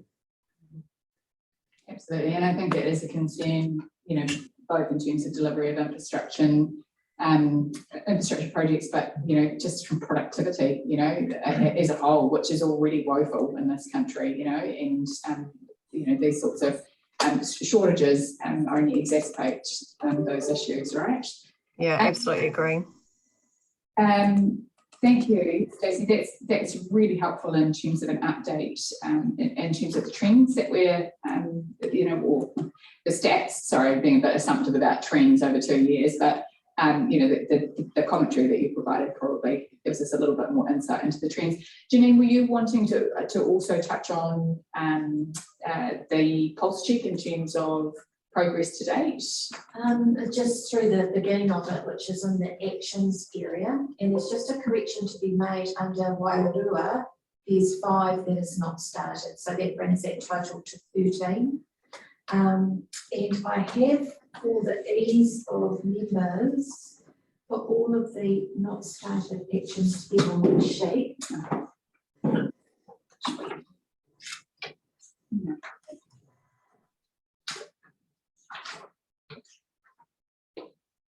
I think, I'm not sure about others, but this is probably the sort of substantive area that I was really keen to have some conversation about. So acknowledging that my stats are now slightly out because there's an amendment to the document that Janine's just noted. For a strategy that was adopted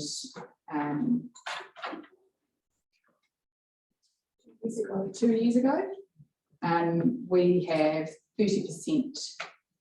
Sorry, 29, but I'm still rounding up for dramatic effect, but 29%, nearly a third of the strategy, which hasn't even commenced yet. So I know that we've had discussions around this table, around resourcing, we, have begged, borrowed money from, other funds, to help drive some of the housing strategy work forward, examples around that. Inevitably, we are in a resource constrained, in an environment we need to be fiscally responsible. But what I was really keen to get some feedback on, and I think this document from Janine's really helpful and saves the scrawling that I've got all over my individual document, was just identifying, where the gaps are. And I think that starts to inform some of the conversation around, what the priorities are. The reality is, if 2 years in we've got a third that hasn't started, we can't expect to start it all immediately. There are a number of actions that are ongoing and therefore require, consistent time and energy from our fabulous officer. And may I just say on that note, here I am dwelling on what hasn't happened, but actually, given the lack of additional resource that's gone into the strategy, I do want to congratulate you for actually what is some monumental success. When I consider the number of warm bodies in terms of colleagues that you don't have, you look at our infrastructure teams, or things like that, in terms of their work program. So congratulations on what you have managed to achieve. It is quite outstanding in light of the constraints of the environment. But I guess I'm always about, what comes next and very results oriented. So just keen to open it up for that discussion about, what people are noticing and, in terms of gaps in thinking about, what we might want to be thinking about recommending through to council. We don't have to be clear about that today. We will have, further workshop, but this data is the start of informing that conversation. So I guess at this stage, just interested in your reflections as you went through the document. Yeah, Helen. Thank you. Some positive things on the action side. A sensitive one, but I thought it would be worth clarifying here before we take it at our council. On page 31, or page 12, it talks about invites a representative from the Manatee Christian Leaders Network to open council meetings and prayer. And given the discussion that we had in council only time, I'm thinking this might actually help us solve or not the problem. So the issue was there is some reluctance by some elected members to have the Muslim faith open our church services, but I would assume that they are not part of the Christian Leaders Network. No, but I think it's probably also worth noting that this strategy was adopted prior to the new triennium when the discussion was being had. I might be wrong there, but just clarifying, Janine's nodding, so I think I'm on the right wavelength in terms of the discussion, you know, being revisited by elected members. Yeah, that's fine, but I'm thinking if we're doing a pulse check and updating this, do we need to update that? To include faith community, just for faith communities. Yeah, that's my reason for raising it. If we are more open, let's document that. And the second one, again on the same page, ticking some more boxes, is page 32 and 37. Under the youth space, we don't mention that the Cactus Youth Development Program, there are 2 programs of those per year that council is a partner in and participates in. We don't mention the Manatee District Youth Development and Wellbeing Trust, of which it is a trust of council, CCO of council. So those are positives to put in there as actions under youth. And on page 33, if we're updating things, we need to change youth ambassadors to youth council. There are just a few things I picked up.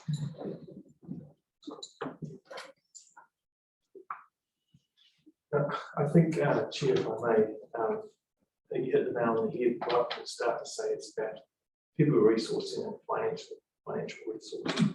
There seems to be sort of a, you know, like the laws of diminishing return.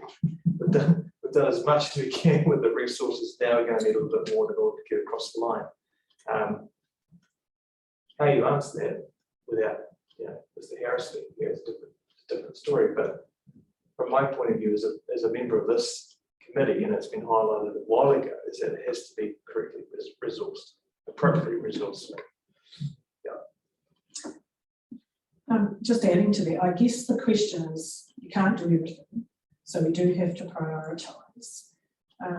And, you know, I think, take your point, Hilary, you know, in spite of those resourcing, we've done a lot.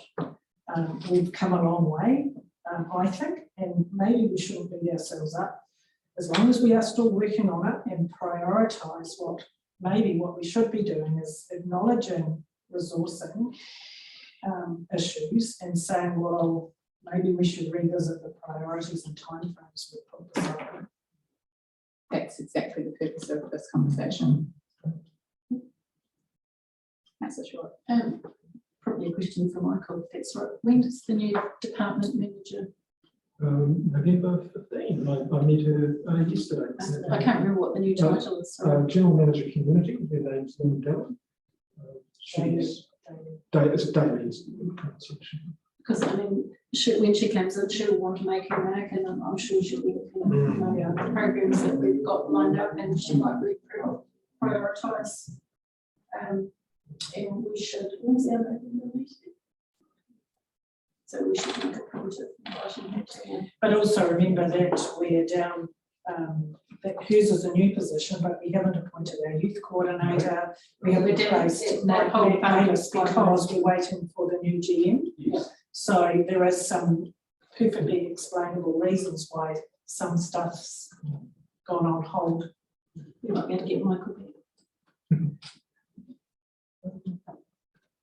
Through you too, Madam Chair, in the actions we had around the seniors and the youth doing action plans, we probably need to turn that into an action to implement the actions within the youth action and senior action plan.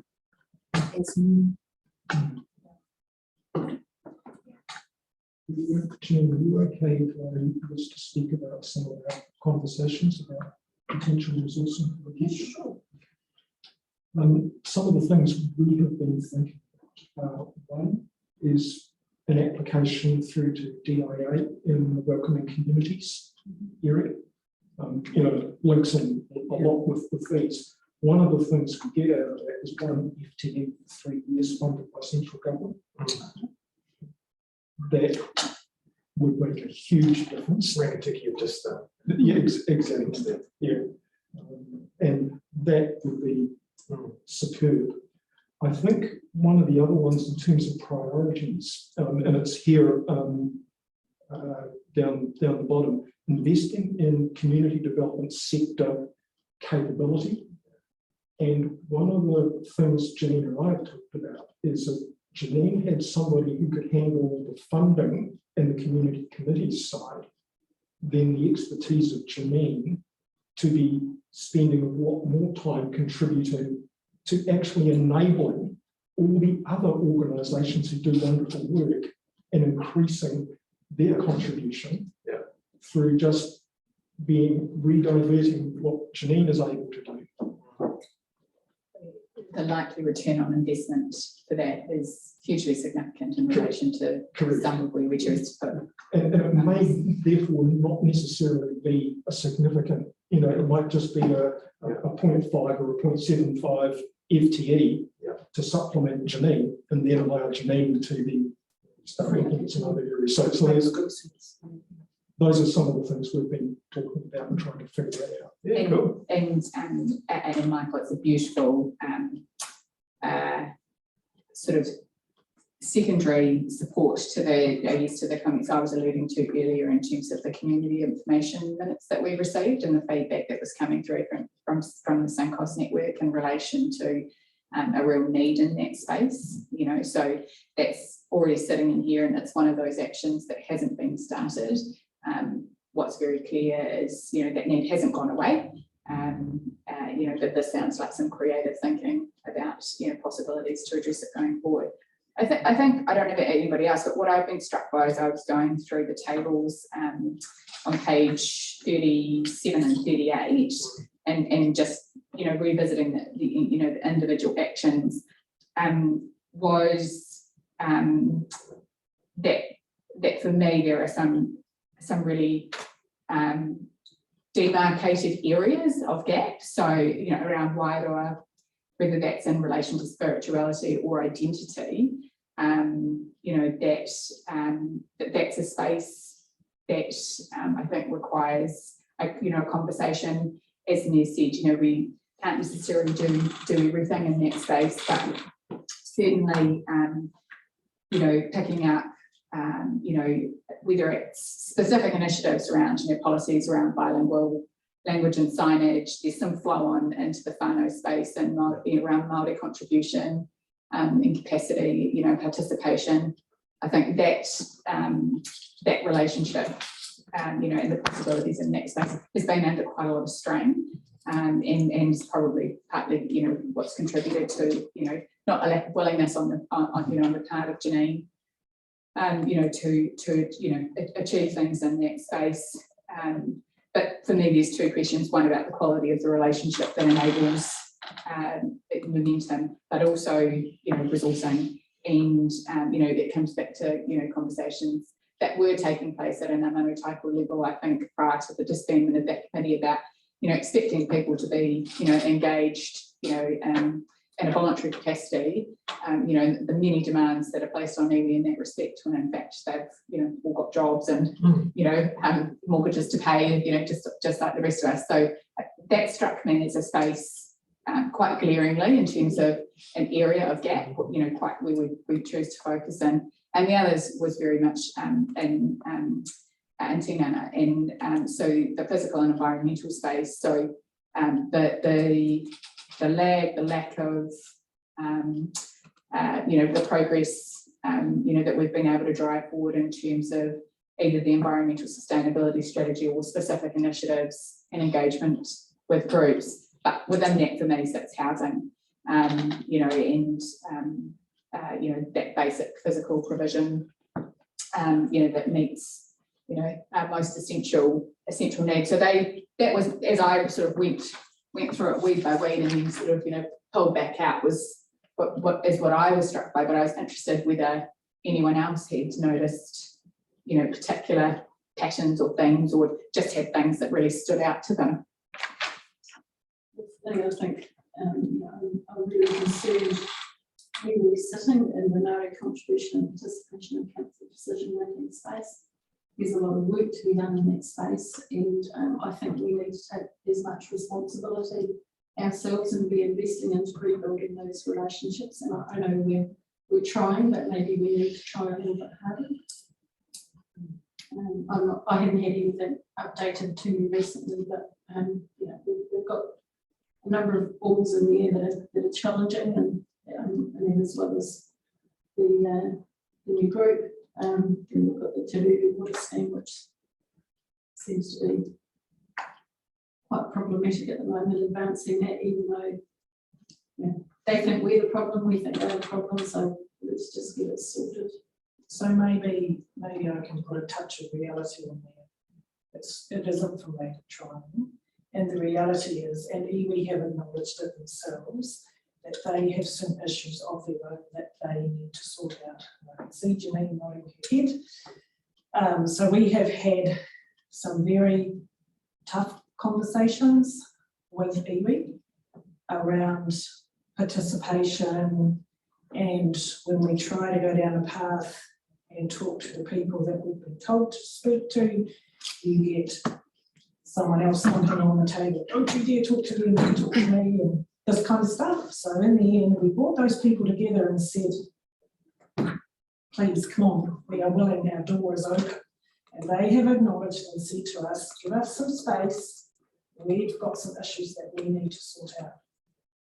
So what we've agreed with Shane is that we will step back, and we've said the door is open, any support or help, but we acknowledge that you need to sort out who you are, who we work with, and you need to sort your space out. So I don't know whether Janine can add any more to that. But certainly through you, Madam Chair, the conversations that I have had with Gerald is certainly what you're saying. And a good, perfect example is our Street Art Festival project, where we had put together a memorandum of understanding with Manatee to provide us with professional services in Māori art. And we had done that through the right channel. We went through Meihana, and of course Dennis was part of that conversation. He'd always been copied in on any email communication, and he welcomed it. He said he was there to support it, and would have the corridor with us whenever we wanted one. And of course, we'd sent through the memorandum of understanding through Meihana, through to Manatee, and that's where it's stopped, because although Manatee have mana whenua of building, there are other iwi groups that have mana whenua in the district, and by engaging one particular iwi to do Māori art, which is of the benefit of the whole district, even though the art's being made in building, this was something that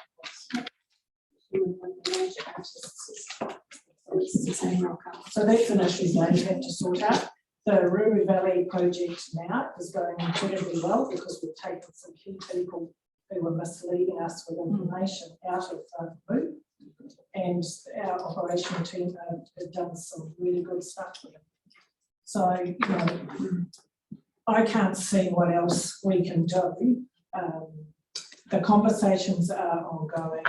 The door is open. I have regular contact, passing on information, offering opportunities, and I send them both to Meihana and Dennis now, to both of them. I think, if I may, in terms of just bringing us back to focus on the actions within the community development strategy, acknowledging that you know, there are some capacity, you know, issues which I'd already touched on, you know, and broader issues, you know, across council. You know, there are probably a number of actions that we can be proactive in taking. So, for example, if I look at an internal council policy around bilingual signage in council owned spaces, yes, absolutely, you know, we would want to check in terms of some advice and guidance, but that's relatively straightforward, as is you know, moving on with the diversity report and updating our council controlled appointment you know, policy. You know, that there are a number of things that we can be doing to that send very clear signals about not just intention, but where we're able to take ownership and progress initiatives, you know, to do that. So I don't think it's you know, absolutely acknowledge that there are some challenges in that space, but I don't think that that means that that we have to press pause on, you know, on everything within here. I certainly think there are some things obviously that would be really important, you know, to work through in a partnership format, but there are a number of spaces where I think, you know, we're able to step up and lead, which both demonstrates the genuineness of our commitment to Māori as treaty partners, but equally provides a leadership role, you know, for the wider community. So yeah. And while I don't disagree, it all comes down to the whole package of stuff that's on the table to do about what prioritising and what gives us the biggest result, not just financially, but everything else wise. That's the challenge, isn't it? To try and prioritise out of all of these things, which ones we focus on. Where are you sitting, Shane? No, still absorbing the document, to be honest. Yeah. I see a mixture of these being wrapped up in different packages and even at the point of being outsourced to other groups. But again, it comes down to funding. Yes. Yeah. So I don't think we're, you know, anticipating having all the answers today. I think the value of this is that it does provide that opportunity for reflection and is really useful as we head into both getting some feedback. You know, we've had an undertaking from the CE around an awareness around resourcing constraint in this area. So anticipating some recommendations coming through as part of the draft annual plan. You know, what makes the final cut is yet to be determined. But also as we look ahead to priority services funding and the conversation that we're about to have in terms of, you know, external, you know, funding and grants, you know, and how best, you know, either those contracts or, you know, funding sources are best utilised. You know, it may be that we decide, I'm not suggesting that we do, you know, but there are options around, let's not have a rep grant event fund or community development fund and put it into resourcing, or let's not do priority service contracts and put that into in-house. You know, there's all those sorts of combinations and permutations to think through, but this provides a really helpful evidence base to, you know, to inform that conversation. And I think the fact that it's going to go through to wider council will be really helpful. Certainly, speaking slightly out of turn here, but my absolute recommendation to you, Mayor Helen, for next term, you know, assuming that you're back as Mayor, would be that this committee sitting in isolation makes absolutely zero sense to me. You know, I've observed a real disconnect between the activities and the work of this committee and wider council, when in essence all other council work programs and strategies go through full council, and I'm not sure that I wonder if it's just been inherited, sort of an inherited hangover in terms of the committee originally being, you know, making, you know, individual funding decisions. But I think it's probably best bundled up. It might be part of a wider review. You know, you might have a district development committee, for, you know, for example. It depends who comes in. Obviously, you've got a new CEO, you've got new GMs. You know, there'll be time and space. But as it stands at the moment, I'm not sure that this committee is the best value that it could be. So, I mean, I'll provide that feedback at the end of the as you term. know, Shane, as our new CEO, has signalled through his performance that he is doing a full review of the economic development, that whole department, and he started that. The most reviewed area in council, isn't it? Well, and it needs to be. You know, we're finding more and more as we tap into it about really. And so he's, you know, and there's been some really good changes already, personnel shifts in departments, so community works better with other departments and council. And so I think a lot of that, you know, some of that thinking has started. And when I look through this list, there are things on this list that it's not like we haven't done anything. Yes. So so we have to be careful when we see, you know, this is a list where we haven't done anything, because, you know, I think we should credit ourselves with, we've done a heap since we've put this in place, and it took a long time to get it through, and it took a long time to get all of the elected members on board with it for whatever reason. We've done quite a bit, but there's always more to do. Great. So with that, we do need to resolve to receive the report. I'm just looking back in my, where are we, page 16. So our recommendation is, that this will go through to full council. So expect a rehash in terms of, some of those questions, informing their understanding, and therefore their ability to contribute in terms of future priorities discussions. Just to check in with you, Janine, given there is a couple of other amendments, do we just need to include something in that recommendation subject to? Certainly, I suggest that after the word social indicators, put as amended.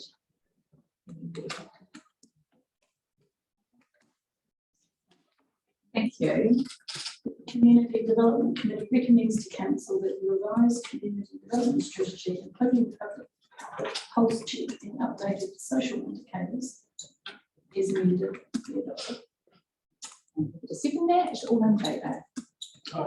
That's carried unanimously. We have no late items before we can officially close our meeting at 1:49. Thank you very much, everyone. I'll just give Steph a chance to end the recording, and then I understand she wants to have a conversation with us about funding policy.